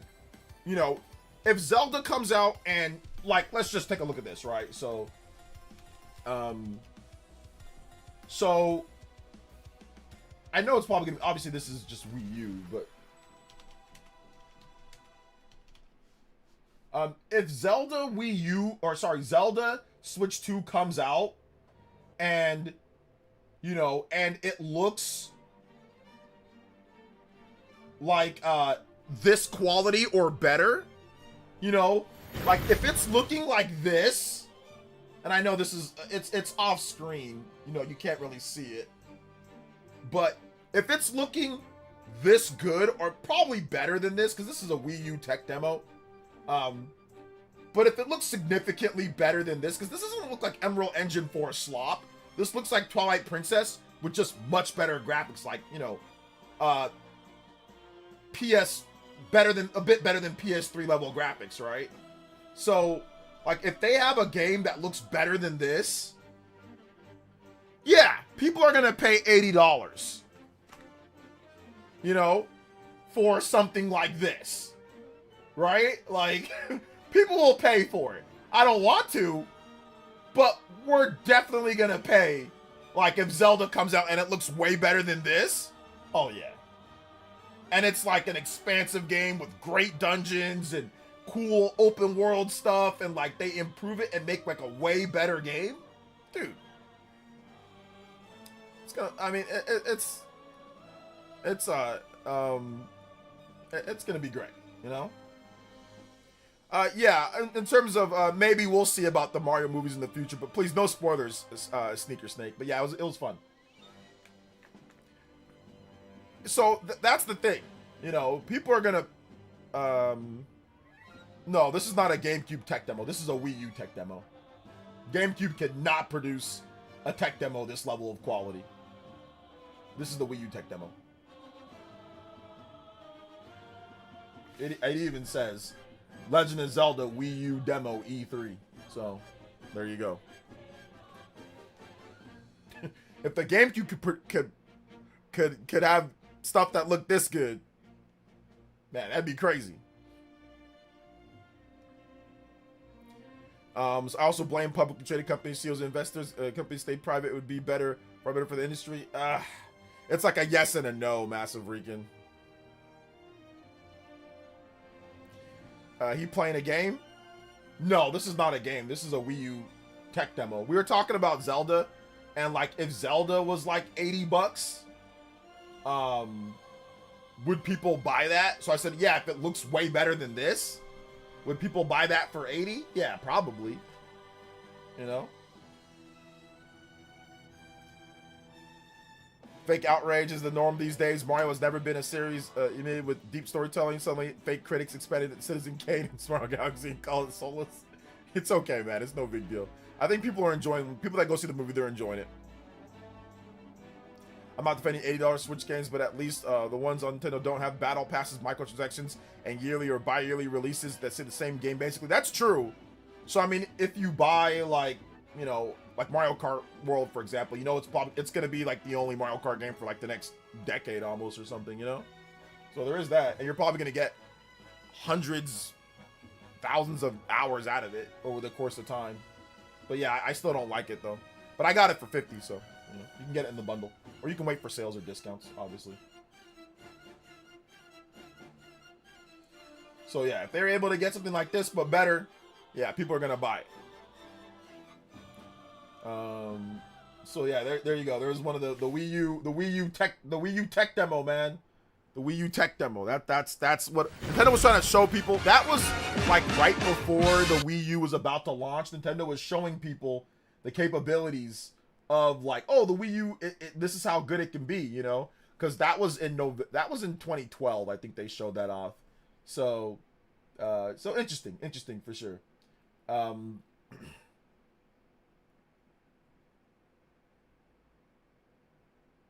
Let me get this going here.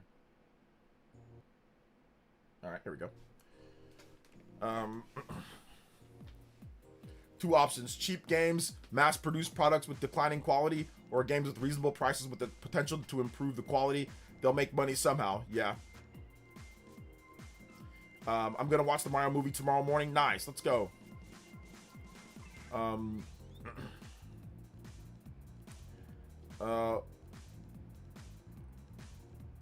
think I missed what somebody said here.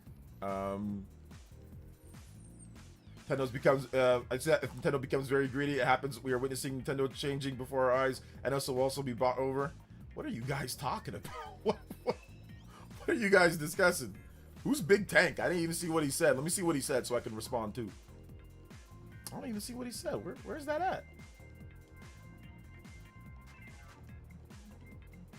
That's weird. I don't see where he said that at. Okay. I guess I missed it.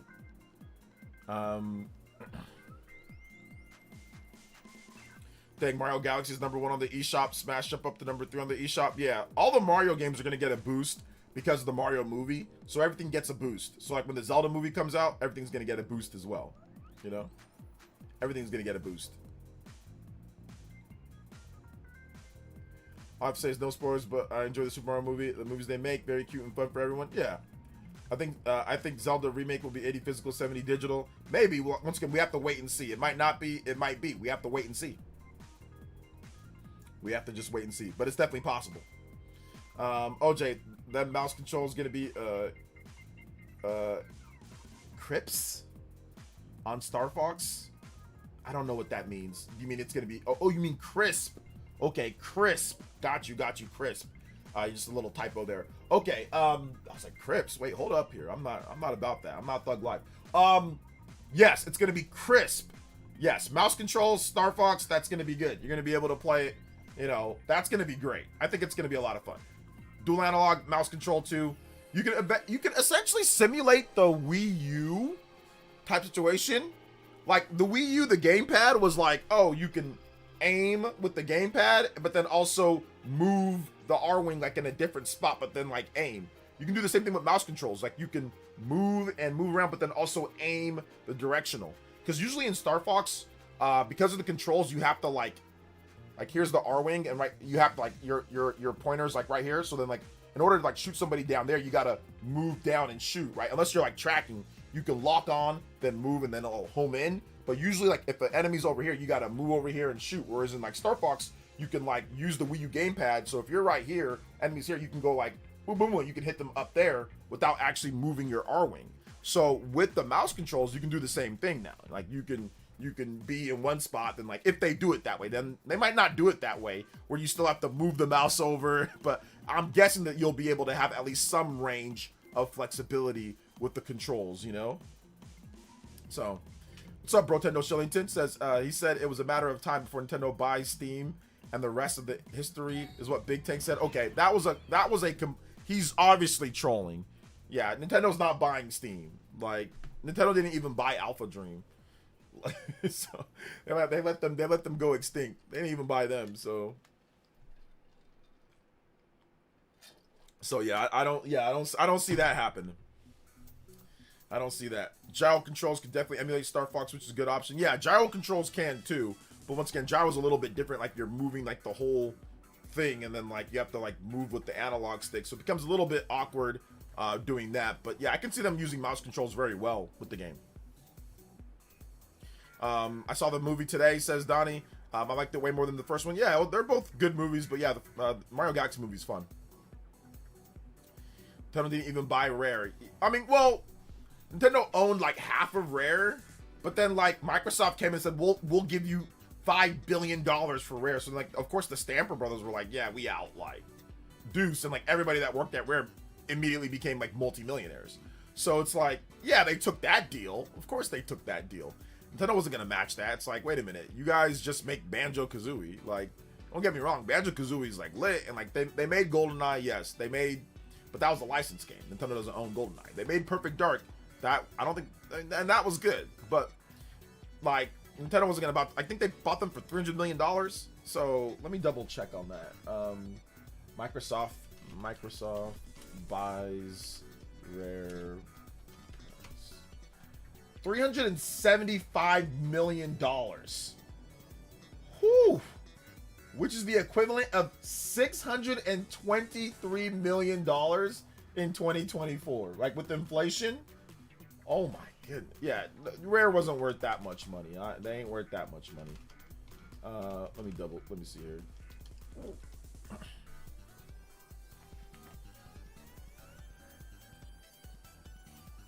Do I have Big Tank blocked, but somehow he still talks on here?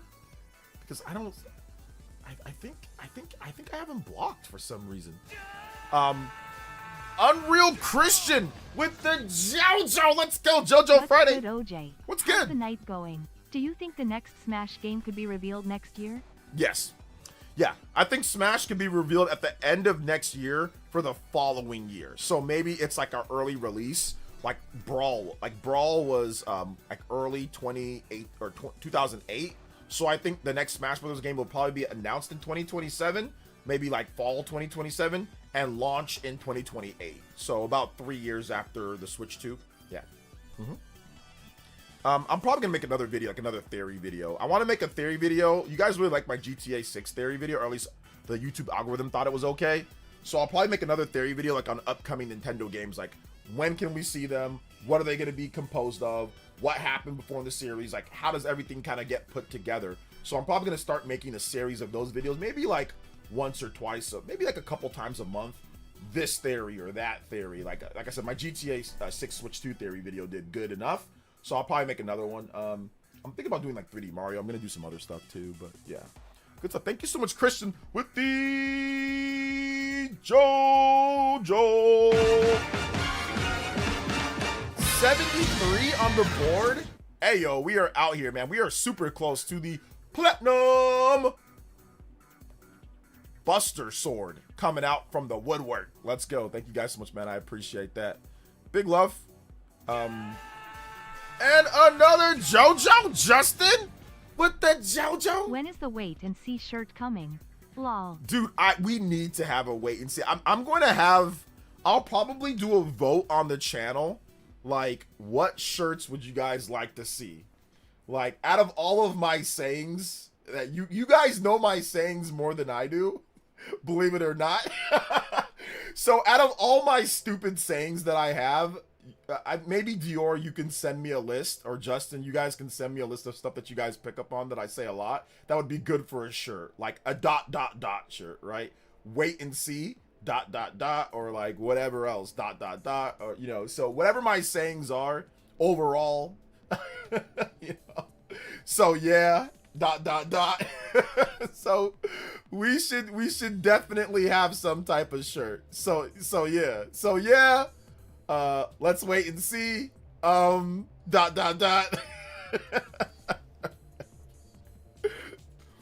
Yeah, send me a list, Dior. Send me a list of shirts. I think let's wait and see. I think that's a good one. Or so yeah. So yeah. I like that one. Those two seem like prime candidates for shirts. Whoa! Just the troll prime. Okay, what would be pretty funny too? I think I can make all the shirts pretty cheap as well. Like, I wouldn't be making any profit off the shirts. I just make them super cheap.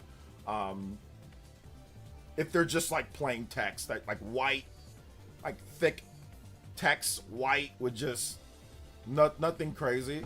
I think, and like I said, we can make them, because like shirt manufacturing is so expensive.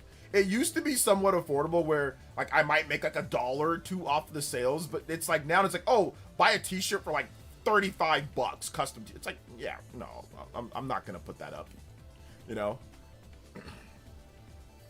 I don't think I ain't no black, I ain't your black messiah. I've said that like 1 or 2 times. We need booty on his shirt. Matt Booty. Yo, shout outs to Wound Up Penguin. Thank you for the 67 months membership. I appreciate that. Let's go. Simeon Coin with the $2 dono. And it says, just getting in. Evening OJ, just getting in. Bad Dude Stage 2 NES. All right, I got you, man. Let's go. Wait and see overall in terms of things. Time zone rants. You don't know the time zone. Like me going Super Saiyan. Why don't you know time zone? Super. My name is OJ, and I'm a time Saiyan. I'm a super time Saiyan. AI sold my Steam Deck shirt. I sold. Oh my god. That would have dumbass bananas worldwide on it. stupid banana outfit morons going insane everywhere. I sold my Steam Deck, bro. Sorry, sold my Steam Deck, bro. Sorry, bro. PC handhelds flopped. Oh my god, yo, that would get me some mad hate on the channel, bro. That would get me some mad hate. Like, that would just be, it might be funny enough just to do it, though. It might be just be funny enough just to do something like that stupid. I think I approve. We'll figure it out. We'll figure it out for sure. We will figure it out. Buy a shirt. I don't need to buy a shirt in every color. No, don't do that. Sometimes these shirt prices are crazy. Shout outs though, guys, man. I appreciate that. Big love. 88 on the combo board. We are out there. We are 12 combos away from the platinum. Let's go. Thank you guys so much, man. I appreciate that. Big love to the JOJO boys. JOJO boys and girls. We out here tonight. Let's go. 10 up. We get a JOJO. Remember, if you drop a donation, make sure you put your music request and I will play a music track for you. So if you drop the dono right now in the last 5 minutes, we had multiple. Put your music request. I'll play it for you in the chat. We were supposed to do put your dollars in your pockets. We were supposed to do that, but I never got around to doing that. So I'll pick a few. We'll see what we can do. OJ Power Share. I sold my Steam Deck for a Switch too. Oh my god, yeah, that would piss. I'd get so many Nintendo drone fanboy comments. Oh my gosh. How could you do that to Lord Gaben? He's giving you life. He's giving you shelter. He's giving you breathing. I know PC people are, bro, I'm telling you, like, shout out to my man Saul Jenkins. Oh yeah, I bought a 5080. Bro, there ain't nothing on PC worth spending that type of crazy ass price for. For what? The best game on PC last year was Expedition 33. A damn indie game.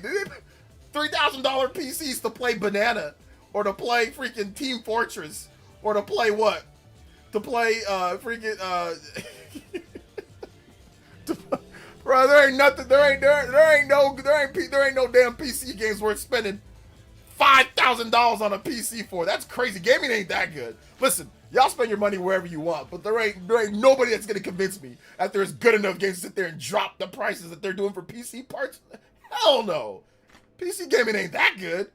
Last year, the last couple years, the best games have been available on ghetto consoles.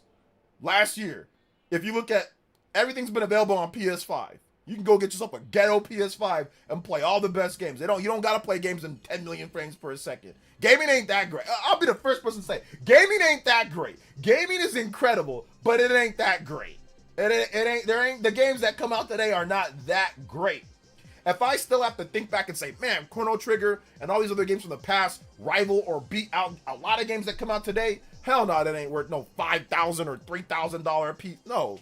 Absolutely not. But if you can get an affordable PC, or you can get whatever PC you want. But when people sit there and try to act like, oh, I gotta bow down to Gaben for PC play or get, no, I don't. I don't gotta do a damn thing. I'll get whatever I want.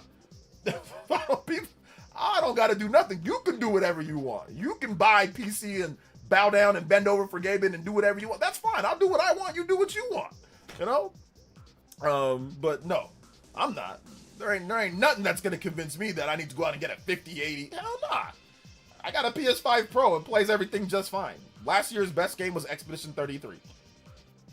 That was on everything. So absolutely not. When I played my favorite game in like what 2021, well, we have like what we had like what Metroid Dread. That was a great game. What else did we have? We had SMT. We had all sorts of games. It was available on consoles. I don't need it. These PC schizos. Put that on a shirt. PC schizos. PC schizo. I sold my Steam Deck for a Switch too. F you. We'll spend $4,000 plus on a PC, but a $450 Switch is too much. We'll spend $3,000 on a PC. Talk about, oh, you pay for online, huh? $20. Oh, chat button. Yeah, I don't pay for that. I don't pay for that. You spend $3,000 on a PC. It's okay to do that, but you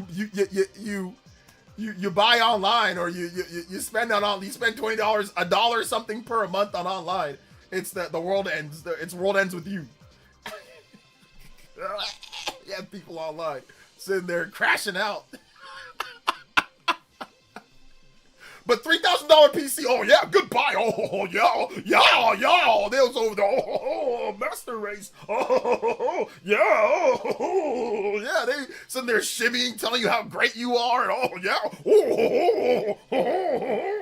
If you buy an expensive PC, all these schizos will tell you how great everything is. You spend $10,000 on a PC. Oh yeah. You buy online. Oh, how dare you! Just print a picture of the IGN article on a shirt. Lol. Print a picture of the IGN article on a shirt. Bro, I'm telling you. That's what I'm telling you, bro. But no, Justin. That's how these people be acting, bro. If you buy an expensive PC, it's great. Greatest thing ever. Great investment. Great. Oh my God. How dare you buy a game, an $80 game, or how dare you buy this or that? They'll sit there, turn into the damn your bank account, bro. Justin with the 3. But yeah, shout outs, Justin. I appreciate it. Yeah, the IGN article, that would be a good one. That would be the IGN article would be a good one. That'd be a good one. I might need to do that. Bro Tendo also with the 10 says, as a former 15-year WoW addict and having 2 games delisted on my small Steam library, I am more than happy to collect and buy all the games that I missed. Nintendo has never taken a game from me. Yeah. I mean, they've delisted some things for sure, but like the Mario and Sonic game just got delisted. I just got this actually. This just got delisted, so if you can find it physical, get it physical while you can. But I thought about taking my buy now and before rare series and making that into a YouTube short series. Like that seems to be like the popular thing to do now. Like just go over like a bullet list of different things like in a YouTube short. So I might take that series and move it over to this. So, but yeah, this game, I just bought it. It's like $36 right now, but this got delisted. But yeah, they won't take it away from you. If it's in your library, they don't take it away from you if you already bought it digital, but I bought a physical copy of it. So yeah, there's that. Shout outs to Bro Tendo. Thank you for the $10 dono, man. I appreciate that. Shout outs. Thank you. Nintendo steamrolls Valve. Yeah, right. Yeah, make it into a YouTube short. Yeah, I was thinking about YouTube shorts for that. Like, buy now before rare. Like 5 games. 5 games you buy now before rare. Boom, boom, boom, boom, boom. Just list them off. Why and pricing, why and all that. So I think it'd be good for YouTube shorts. So I've been thinking about what to do with YouTube shorts. And like, I know there's a big market out there for them, but I just haven't been able to think of anything. But I'll probably do that. Wait, why did it get delisted? Probably licensing. The Olympic licensing issues. No, never played it. Is that game fun? I mean, it's Mario and Sonic. I don't think it's... I mean, it's probably fun to some degree. I don't remember playing it. I might have played it, but I don't remember. So, yeah. Let's stop capping these PC Master Race people or majority broke playing at 108 OP talking trash about a Switch 2 that's better than their rig. Tears of joy, tears of joy. Shout outs. Thank you so much, Massive Rican. Thank you for the $3 dono. I appreciate that. Thank you, Bro Tendo Shillington. Thank you for the support, brother. Appreciate the big 10. Also, the JoJo combo break. But yeah, that's really how it was, man. Like, yo, last year, man, if you decided to buy Switch 2, or if you decided to, people will tell you pay for online. But once again, if you buy an expensive PC, if you spend a ton of money on PC, there's no problem. You're not gonna get anybody trolling you there. It's gonna be fine. You're gonna be great. Oh, it's all fun. It's all good in games there. No problem with that. You know? So, I don't know, man. This is weird. Manticorus, thank you for the subscription, man. I appreciate that. Let's go. Let's see here. Bro, LO, I still got my master race and I'm far from broke. Oh, no, he's not talking about you, Christian. He's talking about some of these other people that are acting crazy. Once again, I've got a nice PC too. Like, I've got a PC that can play games at a good rate. Like, I've got a good monitor. I've got a good PC. I'm not against PC. Like, I'm not against it. I'm against, like I said, schizos. I'm against schizos that like to sit there. Like, everybody on Twitter that comes at me or comes at other people about Nintendo, they're usually, almost always, like, you can bank on them being a PC schizo. Like, the ratio of people on Twitter to being angry at everything else but PC, it's so high. It is insanely high. Almost every time that I have some of these people coming, they are PC schizos. I don't mean PC gamers. I mean PC schizos. There is a difference between a PC gamer and a PC schizo. Like Evan, shout out to my man Evan, Spawncast. He is a PC gamer. He's not a schizo. He likes what he likes and he tells you why he likes it. But he is not going schizo on people who buy other things. PC schizo and PC gamer, two different things. Two different things. PC schizos are usually ass at games too. Excuse my French. But they're usually trash. They usually don't play much. But they're on Twitter telling you and talking about how bad and how terrible and anti-consumer. But trust me, if these guys showed you what they play, they are playing Sonic Frontiers. They are playing ball and gun games. A lot of these guys are garbage. Not a gamer, not a real PC gamer, a PC schizo. There is a difference. So if you're someone who likes PC gaming, I'm not talking to you. If you enjoy your rig and you're playing WoW or you're playing World of, Smite, or whatever PC people play these days, so you're playing, MOBAs and you're playing Valorant, just sitting there in a room playing Valorant all day or playing Overwatch or whatever you play, I don't care. That's not my problem. I don't care. I'm talking about schizos. Schizos that have to go jump online like the Incredible Hulk, and get angry at people for simply buying something that's not PC. Or if someone trades in their system to buy a Nintendo system and you go insane on them because they simply bought something that you don't like, that's a schizo. You are a schizo. Plain and simple. You're a schizo. So that's what I'm talking about here. I'm not talking about normal PC gamers. Once again, I'm a gamer, so I want people to play games regardless. If you play games on PC, cool. You play games on Xbox, cool. You play games on PlayStation, cool. I grew up around lots of people that have different ideas, different systems that they like the most. That's fine. That's part of being a gamer. We're all in that together. But schizos don't do anything. Schizos don't help anything. There is nothing that a schizo does that it's a net positive for gaming. Absolutely nothing that they say or do that is a net positive for gaming. Nothing. Made a video yesterday explaining my concerns about gaming in the future. I'm afraid that gaming has become more of a luxury hobby now. I don't think gaming is cooked, but it's not good. Yeah, it's definitely looking not good. Sonic Frontier that came out of nowhere.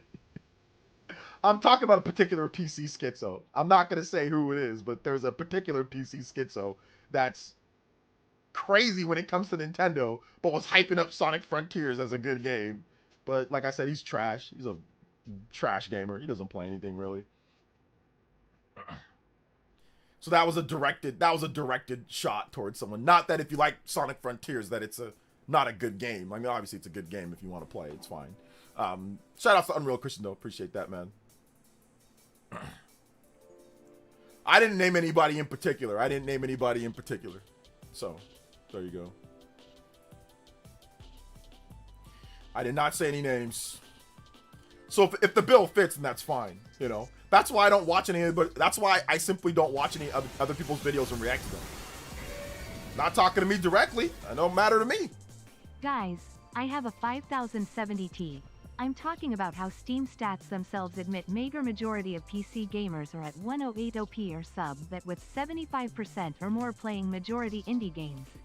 Yeah, that's the majority of regular. But once again, PC schizos aren't in that. Usually PC schizos go a bit higher and they have some type of superiority flex over other people, but they don't realize that the majority of their people are playing ghetto fabulous too. They're playing indie games. They're playing smaller games. They're not buying games at $60 plus. They're buying games like at around like $50 or less. You know what I'm saying? They're buying and playing indie games. Like if you look at the most popular streamers out there, like Queso, that fat dude that with the beard, my daughter loves his streams. I never knew about him. I saw him at the Game Awards. He won like Content Creator of the Year. I had no idea who he was. But then my daughter started watching him, and now I started watching him because my daughter watches him. And this dude's just playing weirdo games the whole time. Dude gets like millions of views, like gets way better views than any core gamer guy out like me or Spawnwave. his views destroy our views. And it's not even like real edited it's just his streams from Twitch clipped by like 2 hours. Dude will get like 1 million views or 500,000 or 700,000 views playing these stupid looking, weird, hand grabbing PC weirdo games. There's one game where he's like a judge and it's like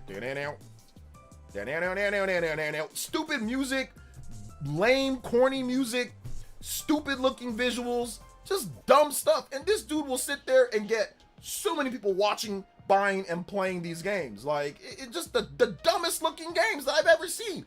He's like some rabbit or something with metal arms that are reaching out. Some stupid looking game. All these dumb looking games that they're playing on PC. And people will play that. People will buy that stuff. People will watch that stuff.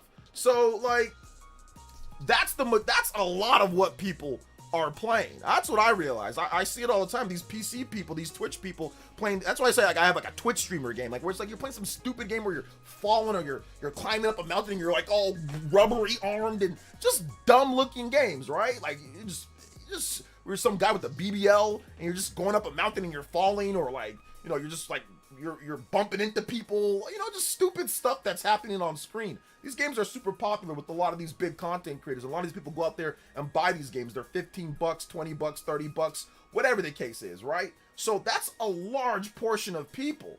And shout outs to those guys. I need to learn that. I need to become a Twitch streamer where I just play stupid games like that, where I'm just extending my arms and doing stupid things and then just screaming at my screen like I do here, but just do that in a game, and all of a sudden everybody loves that. You're the greatest streamer ever in the world. So, like, that's a lot of what's happening right now, you know? That's a lot of what's happening right now. I didn't even know, like I said, I didn't have no idea who this guy was until I saw him, and then I'm like, my daughter, like, we went to go, like, watch TV or watch, you know, YouTube. She's like, oh, Queso. And I'm like, huh? Who's that? And then I go and I look, I'm like, this guy? You like this guy? She's like, yeah, he's great. And like, yeah, there's some funny moments, I'll admit. There's some, like, he was playing like a court game, like where he's like the judge, and like you have to like look at like people coming to court, and you have to like judge them if they're guilty or innocent, and like what you give them, like how much of a sentence. And like the developers put him in the game, so like he was one of the defendants, right? Of like, and he had to judge himself, and it was so funny because like the developers trolled him. They said that he got in trouble for like eating too much or like stealing food. So like they trolled. So like there's funny moments, and a lot of the younger audience, a lot of people like stuff like that, where you're not gonna find that like in a Zelda game or something like that, or in a, you know, or in a Mario game. It's gonna be polished gameplay that looks really clean. You know, that, you know, obviously people are gonna like if you stream it, but you don't have moments like that in a lot of those games. So, but no, it was hilarious. Literally, they put him in the game, and like his he was in trouble. He got arrested, and he was in trouble for stealing food. He's like, don't make it about food. And then he read the case file. It was about food. He stole food. His chat was going nuts. Like, it was going so fast you couldn't even see. His chat was going insane. So it's like, people like a lot of stuff like that. Those like weird streamer bait games, you know? Says, damn, you said stupid like 50. I'm not saying stupid as in the games like suck. The games are funny and the games are good, but like they're really dumb looking games, really stupid looking games, right? But those games, like those little indie games, those games do so well. Like, they're made stupid on purpose. A lot of these games are silly and stupid on purpose. Like it's a compliment, because like if you can get picked up by a big streamer, then all of a sudden, you know, your game gets movement, it gets traction. You don't need a 50 series to play stupid arm hand grabbing rabbit jump simulator or banana, or, you know, or weird flipping game, or, you know, human fall flat like running around like a weirdo. You know, you don't need a big graphics card to play games like that, and that's what a lot of people are doing. They're playing these smaller AA or indie sized games, you know. So OJ, you like Phoenix Wright? I mean, it's okay, but I'm not really a big Phoenix Wright guy, nah. Yeah, the BBL guy. What's the, Baby Steps? Yeah, the BB. Y'all don't know who I'm talking about? The BBL guy? Y'all don't know who I'm talking about? The BBL guy? Bro, I'll show y'all the BBL guy. Is it Baby Steps? Is that the name? Baby Steps? He's the BBL guy. Michael Aquino, thank you for the subscription. Look, tell me you don't got a BBL. Look, trying to tell me that's not a BBL? Here's Queso. Look. Speaking of Queso, yo, shout outs to Queso. Yo, let's get a collaboration going, fam. That'll probably never happen. But 2.1 million views on a 9-hour video. 2.1 million views. So he's getting better views than everybody, right? And he ain't even really doing nothing. He's just taking his stream and just clipping it and just putting it up on YouTube. But this guy got a BBL. Look. This guy definitely got a BBL. Like, what? Look at that. That's crazy. You know? So that's the stuff that I'm talking about. Shout out to the JoJo boys. Let's go. We also got the platinum combo breaker. Platinum, let's go. Thank you for the 100 combos plus.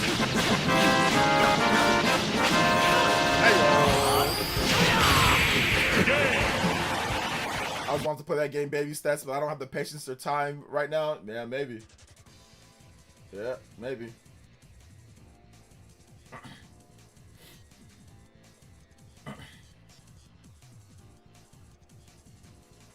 Let's be real here. There's only one Queso. Dan Dips. You're right though. PC gamers play the corny cheap game. The corny cheap games, right? Oh man.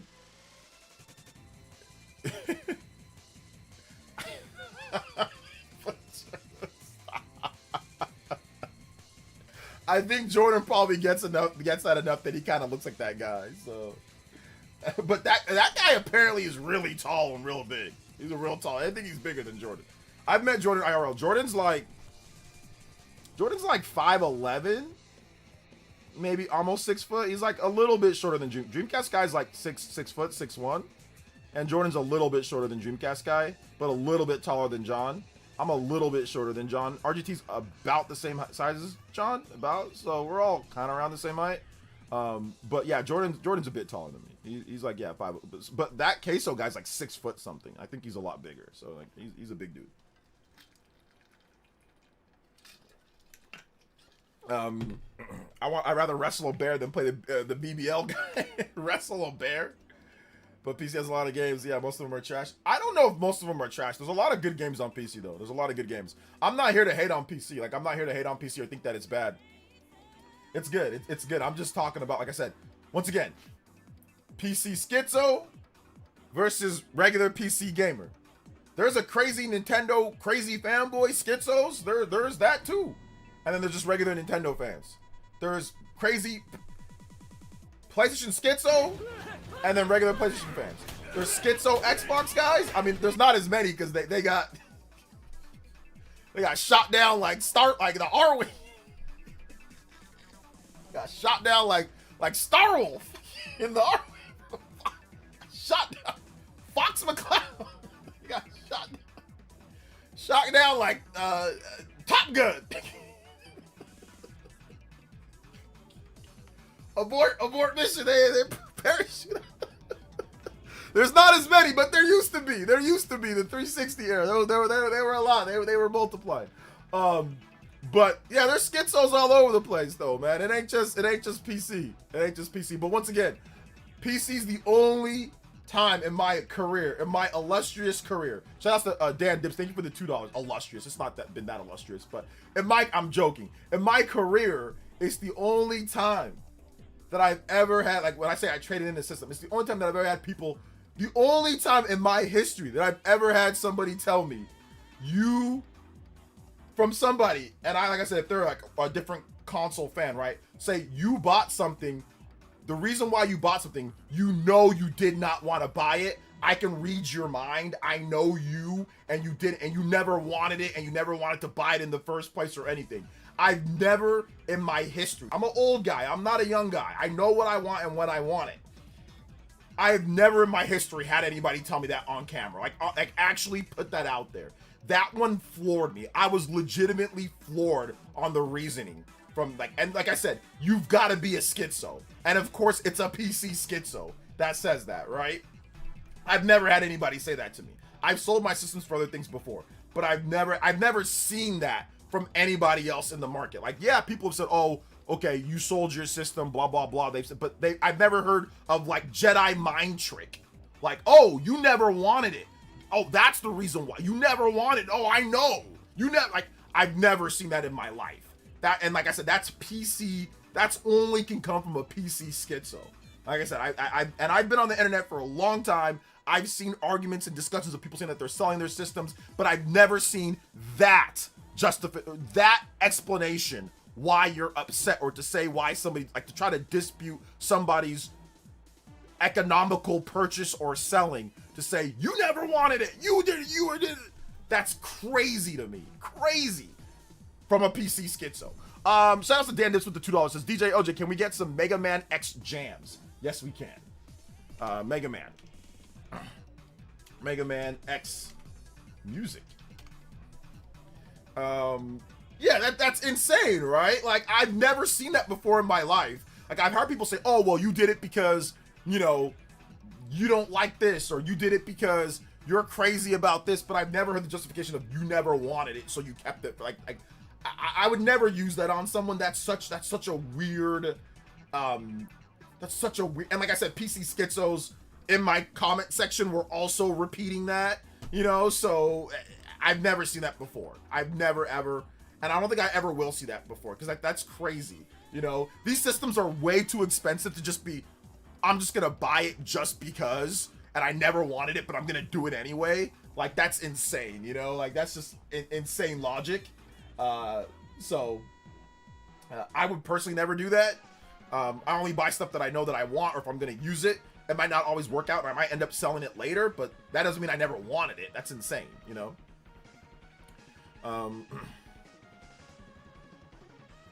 He's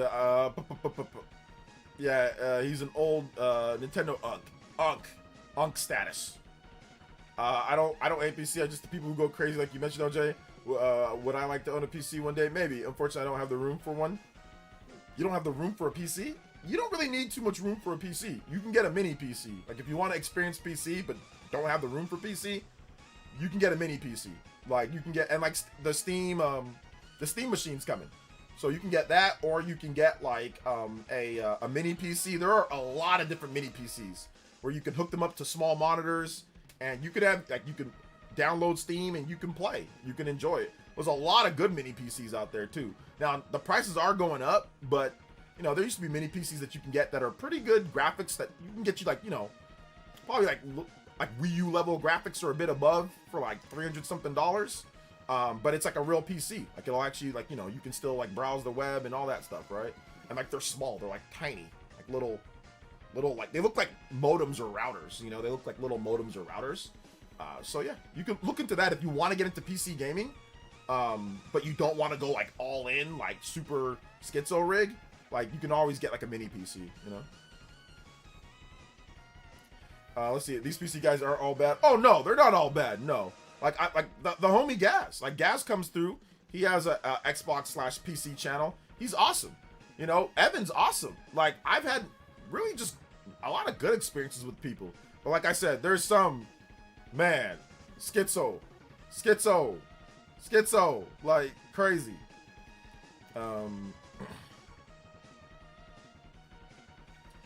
I never understood the allure of PC games released on PC, usually scuffed on release. They work just fine on my consoles, hooked up to a TV that I can comfortably see on my couch. I mean, like, I think that, you know, look, I'm with you on that one, brother. I grew up in arcade, then console. So for me, it was always like, oh, okay, well, I don't need a PC to play games. I mean, my dad was into PC. Like, he played like old school. My dad, he played like old school, like Wolfenstein and stuff like that on PC. But like, my dad was into PC a bit, but you know, I was never really into PC back then. Like in the 80s and 90s, they just bought us consoles. So I got an NES. I mean, I played Atari, but I played arcades a lot first, and then I played Atari, and then I played NES, and like, I was like, okay, this is great because you don't have to use quarters, and like, compared to Atari, NES was like a million times better. So that was like it, you know, it had like multiple buttons, the 2 buttons to start select, D-pad. That was way better than like a little crappy analog stick and 1 button like Atari, right? Or like arcades, like, it was, press the buttons, like, in a big old huge unit. Can't fit it in your house, really. So for me, consoles were always like, this is the best way to play, because it's a small, compact box. You can hook up multiple controllers to it. You don't have to put any quarters in there. You don't need a big PC rig and with another separate monitor sitting at a desk. You can comfortably play. You can move it around really easily. You can't move around a PC easily, but you can. I mean, obviously this is before like the laptops and stuff like that, gaming laptops and like handheld PCs. But like you can easily move consoles around. They were convenient. They were, everything was great about it. There was nothing wrong, and that's kind of like how consoles were for like the longest time. Now, obviously things have changed. PCs have gotten very different. They've gotten, customized PCs. You've gotten all sorts of stuff, and like it's good stuff, right? But yeah, at my fundamental level is like, I don't like gaming is great, but it's not that great for me to go through sitting at a desk or trying to hook it up to a TV and then try to like to me, I've tried. Like I've had 3 separate gaming PCs. 2015, 2021, 2022. I bought 3 separate ones, and I've tried. I've sat at my desk, I've hooked it up to my TV, and ultimately at the end of the day, I'm like, I can just be playing my PlayStation. I can just be, I have a PS5 Pro, or I have a PS4 Pro. I can just play it on my, and yeah, maybe the frames aren't as, but it's fine. It's fine on PlayStation, or it's fine on Switch, or it's fine on my console. That's really ultimately what it came down to. Like when I tried to get into PC gaming, and for anybody that says, no, you didn't, BS. I've got the proof that I desperately tried. That's why I say, like, when people say that you never wanted to, no, that's a flat out lie. I did. The proof is on my channel. Look up BioShock Infinite. I have a full PC playthrough of BioShock Infinite. A full playthrough of BioShock Infinite on PC. I was trying to incorporate it into my content and into my normal gaming. I tried. It wasn't a bad experience, but it wasn't fun. Like I didn't feel right doing it. I didn't feel right sitting at the desk. I didn't feel right looking at the monitor. I played it at 60 FPS, which was cool. I don't think the console versions were at 60, so that was cool. But ultimately, I think I would have just been fine with the Xbox 360 copy of BioShock Infinite and playing it on my big TV. I had a big Samsung TV. I think I would have been perfectly fine playing it on the 360 and I think it would have been just fine. Instead of like using a mouse and a keyboard and playing that way, or did I use a mouse and a keyboard? I think I used the controller. I think I used the Xbox controller. Either way. But I tried, man. And I tried again, and I've tried multiple times, but like my third gaming PC, I tried again. It's just not for me. So I'm with you on that one, brother. I'm with you on that one, but I get why people do. But for me, yeah, I mean, I've got a very nice chair. This chair that I got, it's like, maybe I'll give you guys a room tour one of these days. I mean, my room's not super big, but but this chair that I've got, bro, it is so comfortable. It's way more comfortable than this chair. But this chair that I got, it's like, like I can, and it's got like a little drum on the back. You know what I'm saying? Little back massage, and it's got like the arch control, it's got like the headrest control, and it's got like cup holders, and it's got like all sorts of cool things, built into it. So for me, and I got like this OLED TV, I can kick back, and then the cool thing about like Switch 2 is like I can kick back and play, and then like, when I need to go into my son's room, and like, he wants me to be in his room with him. Sometimes he just wants me there. He just I don't like him coming in here because he grabs too many of my games and stuff. And he keeps on pressing like my PC, like to turn it on and stuff. So I don't like him being inside here. So I like to go inside his room so then I can take the game instantly and go. Now, if I'm playing on PC, that was a problem that I had. I tried to do like, okay, I can create a Switch-like experience. Let me play on my let me play Grand Blue Fantasy Relink, right? So I tried to play that. Let me play it on PC, and then I have my Steam Deck. So then when I'm done with playing it on PC, I can take it into my son's room and play it on my Steam Deck. But the problem was that, okay, I have to try to save it. I gotta exit out.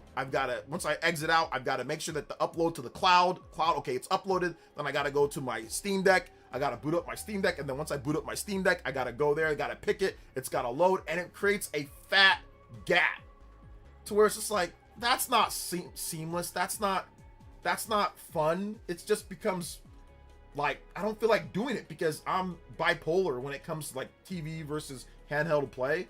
Like sometimes I really have to switch back and forth.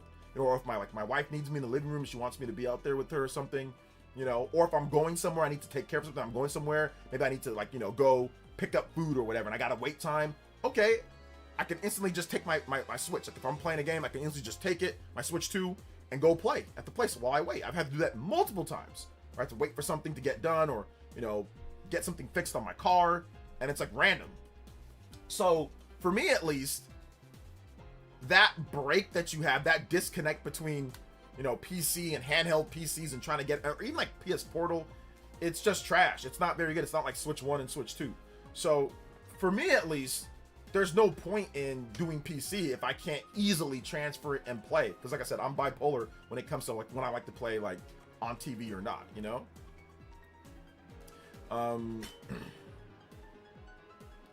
So I love laying down. Yeah, dude, there's been so many times when like Xenoblade Chronicles X Definitive Edition, I've just been lying down and playing that in bed before I go to sleep. Like, okay, let me just get a few missions in. Let me try to see if I can get this review done, you know? So yeah, and that's another problem. Every time I turn on my Steam Deck, there's some freaking update. New Proton management update, Super Gaben download 7, new Proton ZX75 download, new download here, new. I'm like, it just got to the point to where it was trash. So I was like, you know what? I'm gonna hold on to this. Let me see what the Switch 2 is gonna do. If the Switch 2 comes out and it's powerful enough, I'm seeing games that I like, I'm seeing enough third-party support, I'm seeing good first-party support, and I don't need my Steam Deck anymore because I know that the Switch 2 is going to be seamless. It's going to be, the games are going to be built for it. It's going to be a better experience for myself, not for everybody else, but for me, because I'm only me, you know? I'm like, I'll just sell my Steam Deck and I can just use it to go towards games and stuff. So that's what I did. I love handheld gaming, but I've been playing Fire Red this whole stream. Nice. Fire Red's great. I hate that update crap. Yeah, there's too many updates. There's too many updates.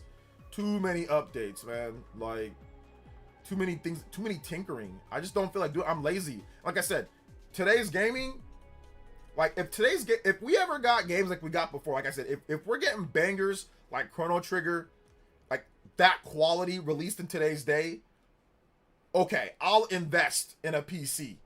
Because, okay, the third-party games that maybe Nintendo doesn't get, okay, I gotta play those games. No problem. I'll invest. But I have not ran across that yet. Like, if I get like the PC that I have now, I think my PC that I have now, I think it's probably stronger than PS5 Pro, but I'm not sure if it is or not. All things depending. Like, it might be around the same, or maybe it's a bit stronger. I don't know. But either way, the difference is not enough for me to say, okay, I'm gonna go all on PC. The PS5 Pro and the PS5 is good enough to where I'm like, yeah, there's a difference. Obviously, Grand Blue Fantasy Relink runs way better. I can run it at higher resolution and frame rate on my PC than on my PS5. But that's fine. The 1080p 60 is fine on my PS5. It's cool. Like, I can just play that, you know? Like, in performance mode. It's fine. So there's not enough of a difference for me to truly go all in, you know, on things like that. So that's the reason why I never really got into PC. Like, I tried, I've spent, my first PC was 1,000 something, 1,200, 1,500. My second PC was 1,000 something. This PC that I have now was 2,000 something. So I've spent thousands on PC parts.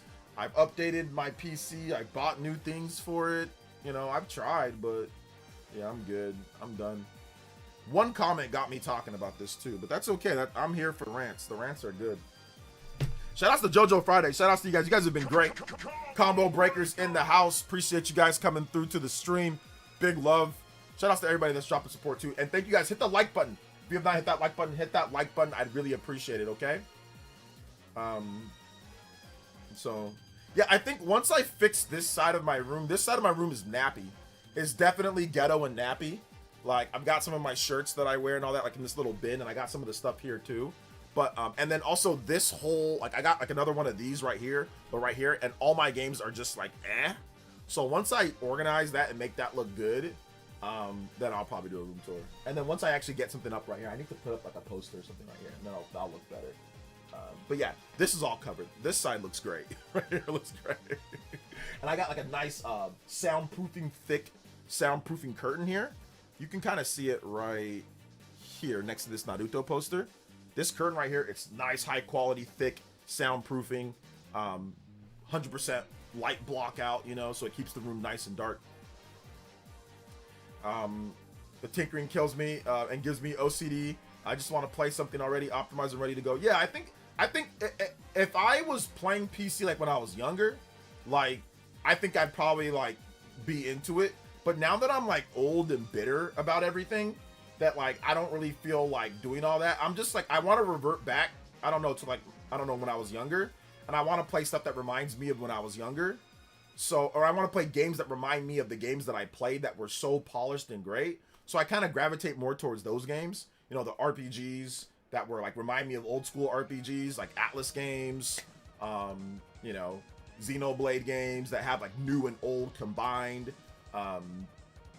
You know, RPGs and Nintendo stuff. That's really what I want to play now. Like, I don't really want to experiment with like weird games that I didn't grow up with or I didn't play too much, you know, or that are like awkward looking. Like, that's why I don't play like the streamer games and all that, because like I really don't want to play all that. I just want to play games that I know that I'm gonna like, just because, you know, limited time. You know, maybe when like I said, when I was younger, I played a lot of different stuff. I was always experimenting and casual, but like not in today's day. It's just like I don't know. Like I don't have the patience for it. I just don't feel like doing it now. You know, just because my time is spent. Like I gotta edit.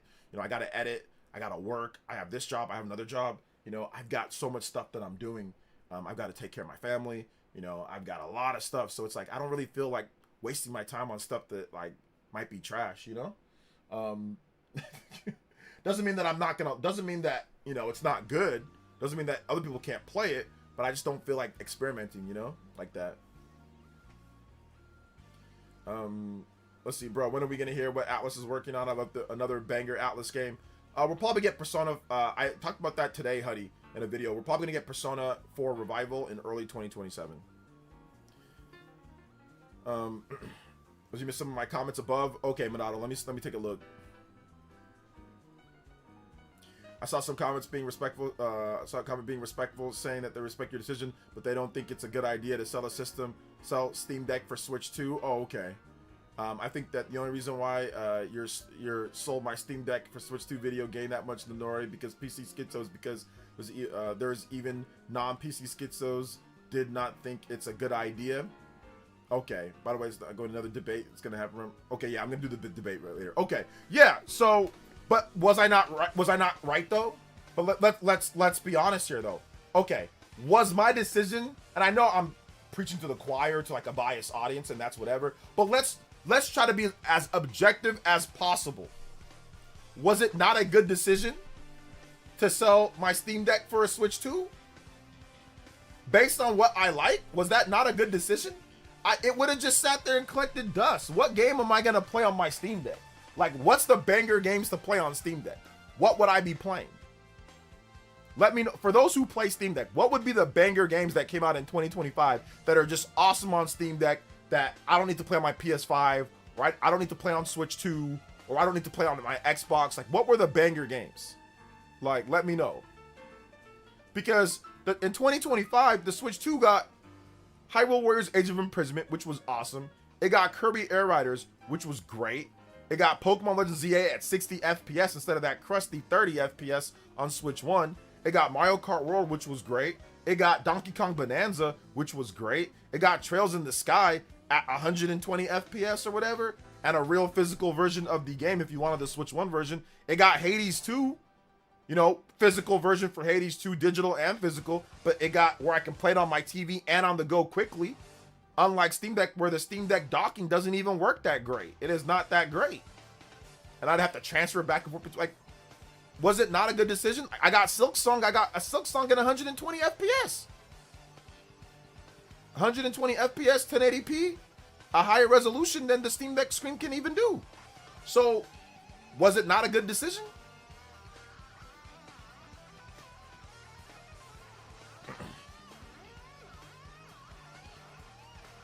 Deadlock? What the hell is Deadlock? Yeah, I got MP4. I got all sorts of stuff. Well, Mugenics was this year. I was talking about in 2025, like what I'm going to be playing in 20. So like, what were all the bangers that were going to be on Steam Deck that I play? Sorry that I missed your comments above, Minato. Hopefully I caught up on them. You could have used your Steam Deck like any other Steam Deck user, take screenshots of Switch emulated games and never touch it again. But there's no point in me buying and I know you're joking around, Elias, but there's no point in me emulating Switch 1 games. I already have the Switch 1 games that I already played. What's the point of me emulating them? If you play the game on Switch 2, you're going to get native compatibility and you're going to get better frame rates and resolution. Well, now with the boost mode, but even before, you're going to get it on there where they smooth out the frame rate. Yeah, you're not going to get the 60 FPS if a game is capped at 30, but a lot of games performed and looked a lot better. Well, performed a lot better. Docked, they looked better, but at the beginning, the portable mode was not great. But it's better now, but the native compatibility is better. / emulation. I mean, it's native / emulation. So for me, Steam Deck having Switch 1 games was never a selling point. It was never anything like, I never used my Steam Deck to do that. I wanted to be able to play PC bangers, like, you know, like Persona 3 Reload. That's one of the reasons why I bought the Steam Deck, was to get the big RPGs like Grand Blue Fantasy Relink. Okay, I buy one copy, or I get one copy on my PC. I can play it on my Steam Deck. But here's the thing. When the Switch 2 was being revealed, they showed Persona 3 Reload came to the Switch 2. Cyberpunk came to the Switch 2. It was getting big RPGs. It was getting big games that I bought a Steam Deck for, that I was, like I said, an insurance policy. So there was no reason for me to keep it, you know? But once again, if you sell your Switch 2 now for a Steam Deck, I don't care. Go ahead and do it. If you can buy one, you might need to go to Seattle, track Gaben down on his yacht. You'll say, yo, Gaben, can I get some? I know he's got Steam Deck stacked up. I know he got a bunch of Steam Deck. Yo, Gaben, can I get a Steam Deck, fam? Can I get a Steam Deck? So, yeah, I'm not buying. I didn't buy a $550 Steam Deck to play a bunch of indie games. That's not what I bought it for. I bought it to play the big RPGs that I thought Nintendo might miss, the big games that maybe Switch 2 might not be powerful enough to run, the big games that the Switch 1 wasn't powerful enough to run, that Steam Deck is more powerful and it gets. So like Persona 3 Reload, I bought it for stuff like that. That's why I bought it. I didn't buy it to steal Switch 1 games or to emulate or to hack or to sit there and be Agent Cody Banks or anything like that. I bought it to simply play those big games that I wanted to play portable anywhere that I want, the big RPGs. When I found out that Switch 2 is getting all that, or getting a lot of it, I was like, there ain't no reason to have this. Legion Go is way more cooler than Steam Deck. Switch 2 is cool than... I've heard Legion Go's a lot better, but Legion Go is also super pricey. I'm not spending $2,000 on a Legion Go. They can kiss my... I don't care. Once again, there ain't nothing on PC worth $2K for me for a hand. No, absolutely not. I'm sorry. No. If you want to get it, feel free. Have at it. Dig in. You know what I'm saying? Let's go. It's all yours. Enjoy, buddy. Hell no, there ain't nothing. I don't care. Even, yeah, can I afford it? Sure, of course I can. But am I gonna do? No. No. I will not. No. That's just against my print. That's just against my religion. The religion of OJ. 2K? Crazy as hell. By the way, I didn't see skits. I didn't see the videos from the people talking about that, right? Nope. Nope. People spent 1K on an Xbox ROG Ally, so it's not impossible. How much did Xbox ROG Ally sell? How much did that sell? Who's people? How much did that sell? Does anybody got any sales numbers? Does anybody got any sales numbers for ROG Ally? People? Who's people? Couple people on Twitter? Colt Eastwood? But you gotta remember, a lot of people weren't actually buying them. A lot of these companies, they were getting them for free. They were slipping into Sarah Bond's DMs. Like, yo, can I get a date and can I get a ROG Ally? She's like, no on the date because I'm married, but I'll give you I can send you a ROG Ally. They were sitting there parasocially, slipping into the DMs of Xbox executives, slipping into Phil Spencer's DMs, asking for his Tinder profiles, slipping into his DMs, begging them for ROG allies. That's what I saw. That's what I saw from reviews. They're sitting there begging them for $1,000 ROG allies. They didn't buy it themselves. A lot of these guys just got it for free. I bought my Switch 2. I bought my Steam Deck. I didn't slip into Miyamoto's DMs to get a Switch 2. I didn't slip into Bowser's DMs to get a Switch 2. They invited me to San Francisco on launch day. They said, hey, you can come here and buy your Switch 2 if you want. That's what Nintendo told me. You want to come here and play some games? They served us some really fancy food. I did get some free food. I got some like hors d'oeuvres. So they had a dude that looked like the butler from Fresh Prince. They had a couple butler looking dudes. They were walking out like this with the, oh my god, dang, they had these nice little entrees. You know, I felt like I was like at like 007. You know what I'm saying? I was like, okay. They had little champagne, sir. Was some champagne, sir? I was like, I don't mind if I do. I felt but the funny thing is, it wasn't like it was in a super fancy place. It was at the Nintendo San Francisco store, like in the bottom part area. So I mean, it's nice looking, but it's not like, you know, like a mansion or nothing. But they had some really nice food there. It was really nice. I had some champagne. It was good. Shout outs to I think, what's it called? The new president spoke. She hadn't been named the new president at that time, but yeah. Yeah, she spoke to all of us. Anyway, she seems cool. But regardless, they invited me there, and I bought everything. I bought my Switch, I bought my games, I bought everything. I got to play Mario Kart a little bit early, okay? And like Kinda Funny Games was there, and other content creators were there as well. It was like a little thing for content creators. IGN was there, Ryan McCaffrey, he was there, Per Snyder was there. I spoke with Per for a bit. He was awesome. You know, like I said, I took a picture, but I was looking fat, and my hairline was too far back. I was looking like I said, I was looking fat, so I didn't post any pictures, but I did take a picture with Per Snyder, the head of IGN. So shout outs to them. But Devin Pritchard, yeah, that's her name, Devin Pritchard. So I think she set all that up because she was there talking. I think Bowser was in like New York though. He was in New York, and Devin Pritchard was in San Francisco for the event. But anyway, regardless, I still have to buy it. I didn't slip into no DMs to get it. You know what I'm saying? So still have to buy it. And even when I do get stuff for like Nintendo games for free, I still buy the physical copies. I still got everything right here. I still got all my physical copies because Nintendo doesn't send physical copies. They send digital copies. So Legion Go 1 is 400 or 350. I don't think so. Legion Go 1 is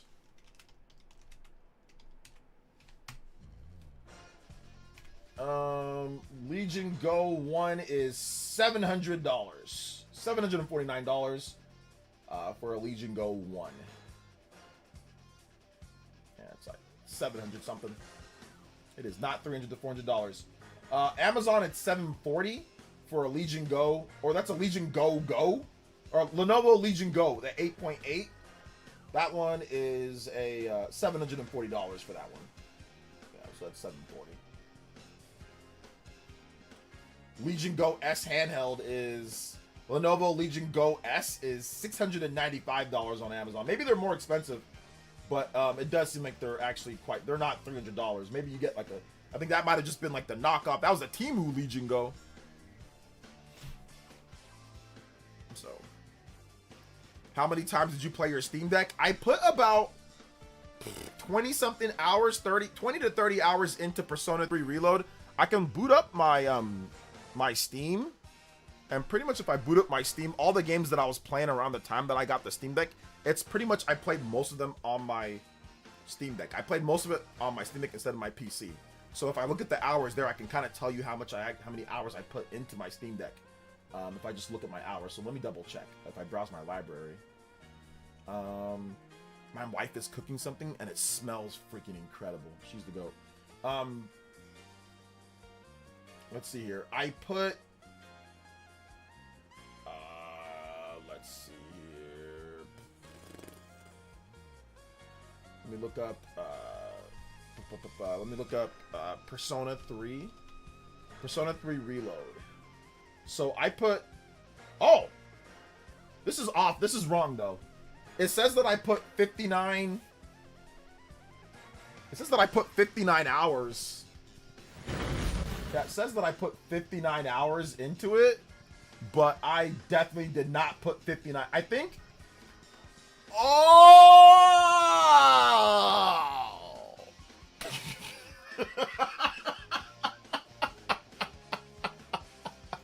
Okay, so it just hits me. This is how ass Steam Deck was when I had it. I thought Steam Deck had a sleep feature, but Steam Deck never actually had a sleep feature. Steam Deck just had a feature where you can just turn the system kind of like blank. That's why my hours are so high. I thought it was sleep, but it was never actually really sleeping. It was simply just on, but like the screen would turn off. So that's why my hours are so high in Persona 3 Reload, because all the time that it would just be downtime, and it wasn't like now they have a real sleep feature now. They added it through an update, but at the time that I had my Steam Deck playing, they didn't have a real sleep feature. So that's why I said I played it for like 20 hours. That's what I felt like I played it for about 20 hours. But it ballooned up to 60 because there wasn't a real sleep feature. So it just hit me right now, like, oh, that's why. Trash! I didn't have like a real thing for the GBA. Didn't like the GBA have one? The GBA had a sleep feature, bro. Like the damn DS 20 years ago. 24 years ago. Anyway. Yeah. So I probably put about 20 something hours into Persona 3 Reload. What else? I put let me check my other games. I put 3 hours into the demo of Persona Metaphor Refantasio, and I think I spent a good amount of that on the Steam Deck, but it was like running and looking like trash on there. I tried to put time into Palworld, but I spent more time trying to tinker and try to get Palworld to work on my Steam Deck than I actually did playing, because it never actually worked. Sometimes it would boot to the load screen and it'd just be like, you can hear the music, but you couldn't actually play the game. But I put 36 hours into Palworld, but the majority of that was on my actual PC.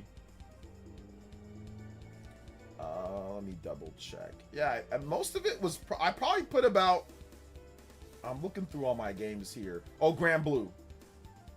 Okay. Yeah, not many. Did it not count my, it says 105 minutes, so an hour plus. A lot of that was probably on there. So I probably put about a good, between tinkering and playing, because I spent a lot of time tinkering. I spent a lot of time downloading, trying to download things, tinker with that. I probably spent maybe like around 50, 60 hours total.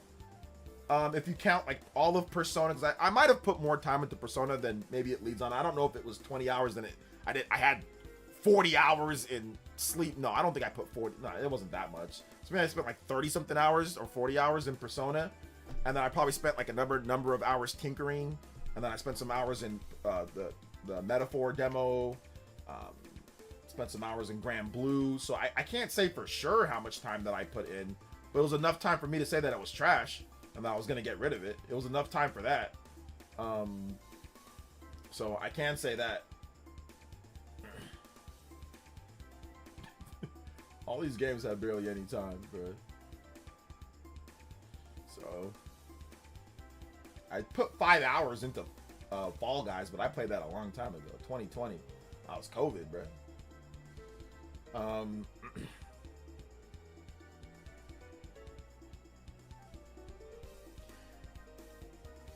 Let's see here. After you, let's see. As an emulation guy myself, after you set everything up, you don't play any games. You just set everything up, and you're like, you're done after that. You know, you're like, oh, you're good. I don't need anything else. You just set it all up. That's it. Just set it up.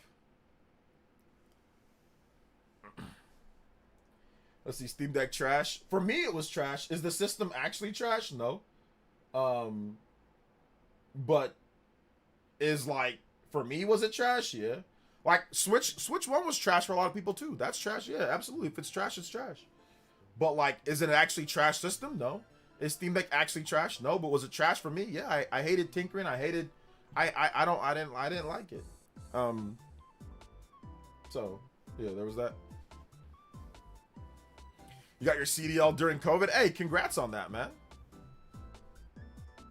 Imagine the Switch 2 needed an update in order to have a sleep mode. Grifters would have had a field day blap. Seriously. An update just to get a sleep mode. And it wasn't even like, it was like recent. That was like last year, I think they got the sleep mode. I don't think it was like, it wasn't like at launch and all that. So, I mean, Switch 2 still needs a lot of updates and stuff too, but yeah, it was crazy. Make sure you guys hit that like button though. If you have not hit that like button, hit that like button.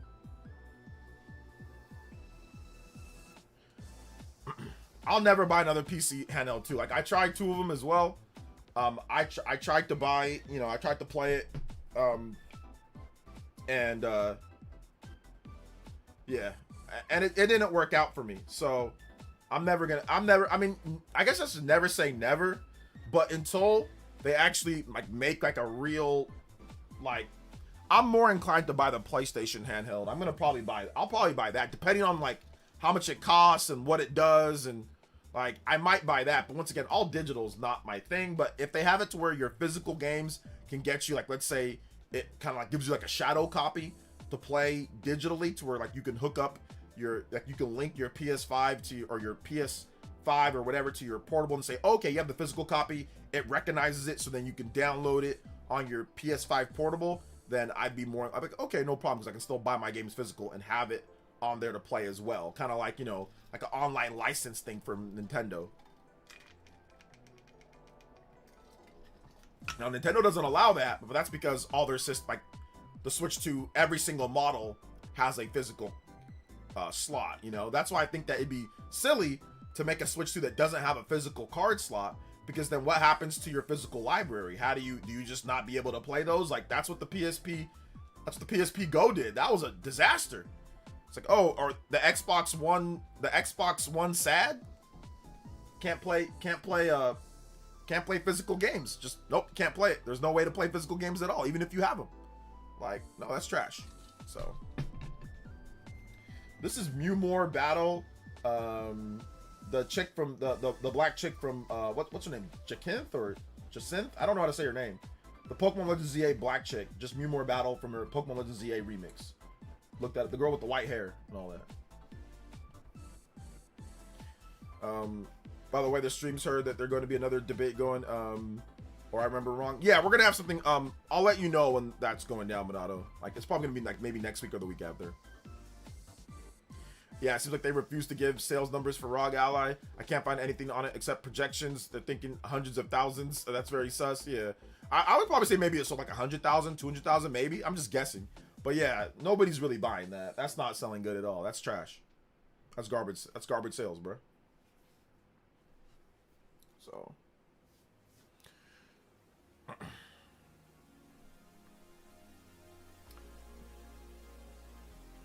No more PC handhelds until a smooth experience for me. Yeah, I'm done. I tried to, but I'll give Steam Deck credit for this. I'll give it credit for the store. I'll give it credit for the smoothness of the system. Like, at least like when you update everything and when there isn't updates downloading, like I think that the layout is very good. I think the sales, the Steam sales are not bad. They're okay. They're pretty good. There's a lot of good things. There's definitely a lot of good positives about it. I think that it's a very comfortable. I mean, it's a big system, but it's, you know, you don't need a like a grip, because it's pretty comfortable to hold for the most part. It does kind of remind me of like little T-Rex arms, like with the buttons at the top and everything, compared to the base of it. It's like little buttons. But outside of that, like, I think it's fine. So there's definitely a lot of good things. But it's just, yeah, it's just not for me. The Joy-Cons for me are, I mean, it's better with the grip. Just, like I said, the seamless switching the dock between the TV and the portable, that's fine too. So yeah, for me, it's just not for me, but for other people, it's fine. Yo, shout outs. Take it easy, Don. Or no, take it easy. Dan Dips, take it easy. We're about to wrap it up here too. We're about to wrap it up as well. So I appreciate you guys coming out to the stream. But yeah, we got a bit more. So if you guys have questions, you can tag me at PlayerEssence. Sorry, I never did any formal Q&A. We got about maybe 5 minutes left on the stream, so we can go through some questions. If you guys have like last second music requests on donos, that's fine too. Whatever the case, I'll get those playing. Wait a minute. Did I ever play Bad Dudes? I don't think I ever did. Bad Dudes, Stage 2. I don't think I ever played it.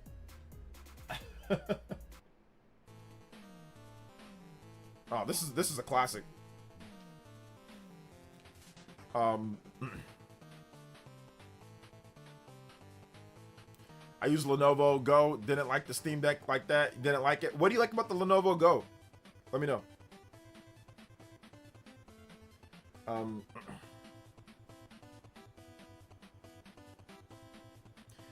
No PC gaming for me, but I think it's cool. Yeah. Let's kick some support, guys. Let's get some kick support.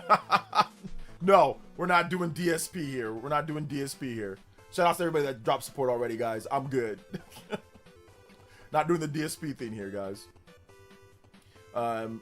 Any tips for someone starting Xenoblade Chronicles X playthrough? Oh man, dude, Xenoblade is such a beast of a game. But my tips are there's a website called Game 8, and you can look up how to play better on there. No, the tips are this. Really, I would say definitely map your controller. If you're playing on Switch 2, if you have one of these controllers, my tip would be to map the D-pad to these buttons right here, so you can instantly swap between your arts, so you can move and you can you know, swap the arts if you play docked. And if you play portable, obviously you'd have to go through the system button mapping, and that's annoying, so you can just play it, you know, that way. But I would say that'd be one tip that I'd give you. The next tip that I would give you for Xenoblade is really don't ignore affinity missions and don't ignore normal missions. Yeah, basic missions, those ones just respawn, but make sure, like, if you need to level up quickly, check out the basic missions. Those will get you level ups. And don't forget to power up your skills. Don't forget to power up your skills, and don't forget to power up your arts. Another thing too that I would say is that don't spend too much time fighting enemies that are below level. They don't give you any experience. So make sure that if you're going to power level, if you're gonna like try to grind a bit, fight enemies that are higher level than you a little bit, not too much, or they're gonna cook you. Or fight enemies that are like at your level. Don't fight enemies below your level because they don't give you enough experience. So, and if you need some quick experience or fast experience, you can always do the online play and like the low ranked missions. Or you can do basic missions in the terminal. So there you go. Hey, what's up, Clayton? Welcome, man. We're about to end the stream, but I appreciate you coming out. Game 8 spoiled the game stories for me. Yeah, I don't recommend looking at Game 8 while you're playing the game unless you really need to look up like a certain mission or something. But yeah, don't look it up beforehand to where it spoils the game, like tells you exactly like how to play or anything like that. Now, I did look up strategies after I was done. Multiple hours after I was done, I looked up like optimized builds for like the main character and for the side characters, but that's because I'm doing like all the hardest content now. Like I'm trying to beat all the hardest tyrants, and I'm doing all of that, so I want to just optimize my build. And Xenoblade doesn't do the best job of telling you what is the best optimized build for each character. They give you an idea, but they don't really tell you. And the arts aren't explained. They're explained well, but they're not explained very well. Like, they're not explained to the point to where you're like, oh, okay, I know exactly what each art does and why it's good or why it's not good. There's just like a lot of text on screen. So I did have to kind of look to see why, because I'm thinking like, okay, I maxed out every class in Xenoblade for like your avatar character. And I'm thinking to myself, well, which one's the best one? There's no way that I'm gonna know which one's the best one. So I picked like the Full Metal Jaguar or whatever, right? And then I'm thinking, okay, this is probably one of the better classes because Elma's pretty good. But then like, I'm like, okay, well, what's actually like the best class? I just wanted to know because there's so many classes. And then they're like, Drifter's the best class. And I'm like, wait, the class that you started with, Drifter? That's the best class? And they're like, yeah, that's the best class. And I'm like, why? So then I'm like, I gotta find out why Drifter's the best class. So then I'm like, why is Drifter the best class? I'm looking at the different skills. I'm like, this is not the best class. They're like, no, it's the best class. So then I'm like, I gotta know why. So then I picked the Drifter class. I put exactly what they tell me to put in the left art palette and the right art palette. And then I used some of the basic strategies they tell me, and I'm like, oh, okay. Now I see why. Because, like, I'm hitting myself with offensive stance or whatever. I'm boosting my TP all the way to max on each hit. All of my skills, because the Drifter can have 5 different classes. So you just do everything to boost back attack, boost melee attack, and you're just, like, ripping through everything. You're just hitting people with crits, ripping through. And I'm like, oh, that's the reason why it's the best class. That's the reason why. You roll with a sword, a regular long sword, and dual pistols. And you get Ghost Walker, where if you get targeted, you can just dodge enemy attacks. It's the best class. It's the best class, and it just is. But you have to master all the other classes so you can get access to a lot of the different skills, you know? But what's good, Clay? Good to see you here, brother. Yeah, I need to go watch I need to watch the newest season of Invincible. I went to the Mario movie, enjoyed it. I would give it an 8, but I'd say pacing was wildly fast. Roller coaster, yeah, it really is. Final Fantasy, finally my music request. I'm sorry, dude. Have you seen the trailer? NOH just updated YouTube indie game trailer this year called The Eternal Life of Goldman. I love the art. Yeah, I think I saw that before. Didn't they have that like in a direct or something like that? I think they had that there. That's good. Yeah, so basically what you should do, Goots, is that if you're gonna do like a full playthrough of the game and like max out all the classes, then just basically pick what you, like, don't worry about being the Drifter. After you're done maxing Drifter out, make sure you switch to something else. Otherwise, you're just gonna max out at 10 and you're not gonna learn anything new. So make sure you switch your class after you max out. Now, once you max out, you can pick whatever you want from there. Don't worry. Don't go on game forums and see what the best class. Don't do all that. Just pick what weapons you think look cool. Like if you like knives, or if you like the shield, or if you want, like, pick whatever you think looks cool. That's what I did. I just picked all the weapons and stuff that I thought that looks really cool, and I just went with that. But then once I maxed out everything, which does take some time, but I maxed out everything, it was like, okay, well, what's the best class, you know? So those are all my tips for Xenoblade. I'm 173 hours in, so it's a lot of stuff, man. But all right, guys, we are going to wrap it up here. I want to say thank you to everybody who came out to today's stream. Shout outs to everybody that supported. Thank you guys so much for the donos, man. You guys were awesome today. 100+ combos, so I appreciate that. Check out my most recent video on the channel. Check it out. It is up. It is going. It is great. People are watching it. It's got good amount of views, so I appreciate you guys coming out.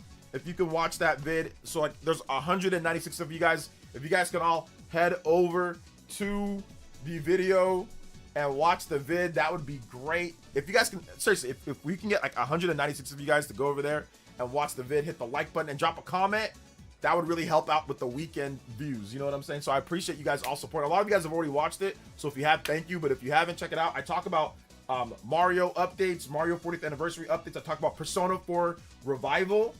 There's an update on the release date for that game. I talk about Pocopia. There's all sorts of cool information and news. So thank you guys so much for coming out to today's stream, man. Seriously, you guys are awesome. Thank you guys for watching. You guys have been great. And yeah, we will see you guys tomorrow for the Spawncast pre-show. I'll be streaming that, and of course, I'll be on the Spawncast. So thank you guys so much for watching. And yeah, I will see you guys for the next one. All right, y'all. Peace. Love y'all. Thank you guys for the support today.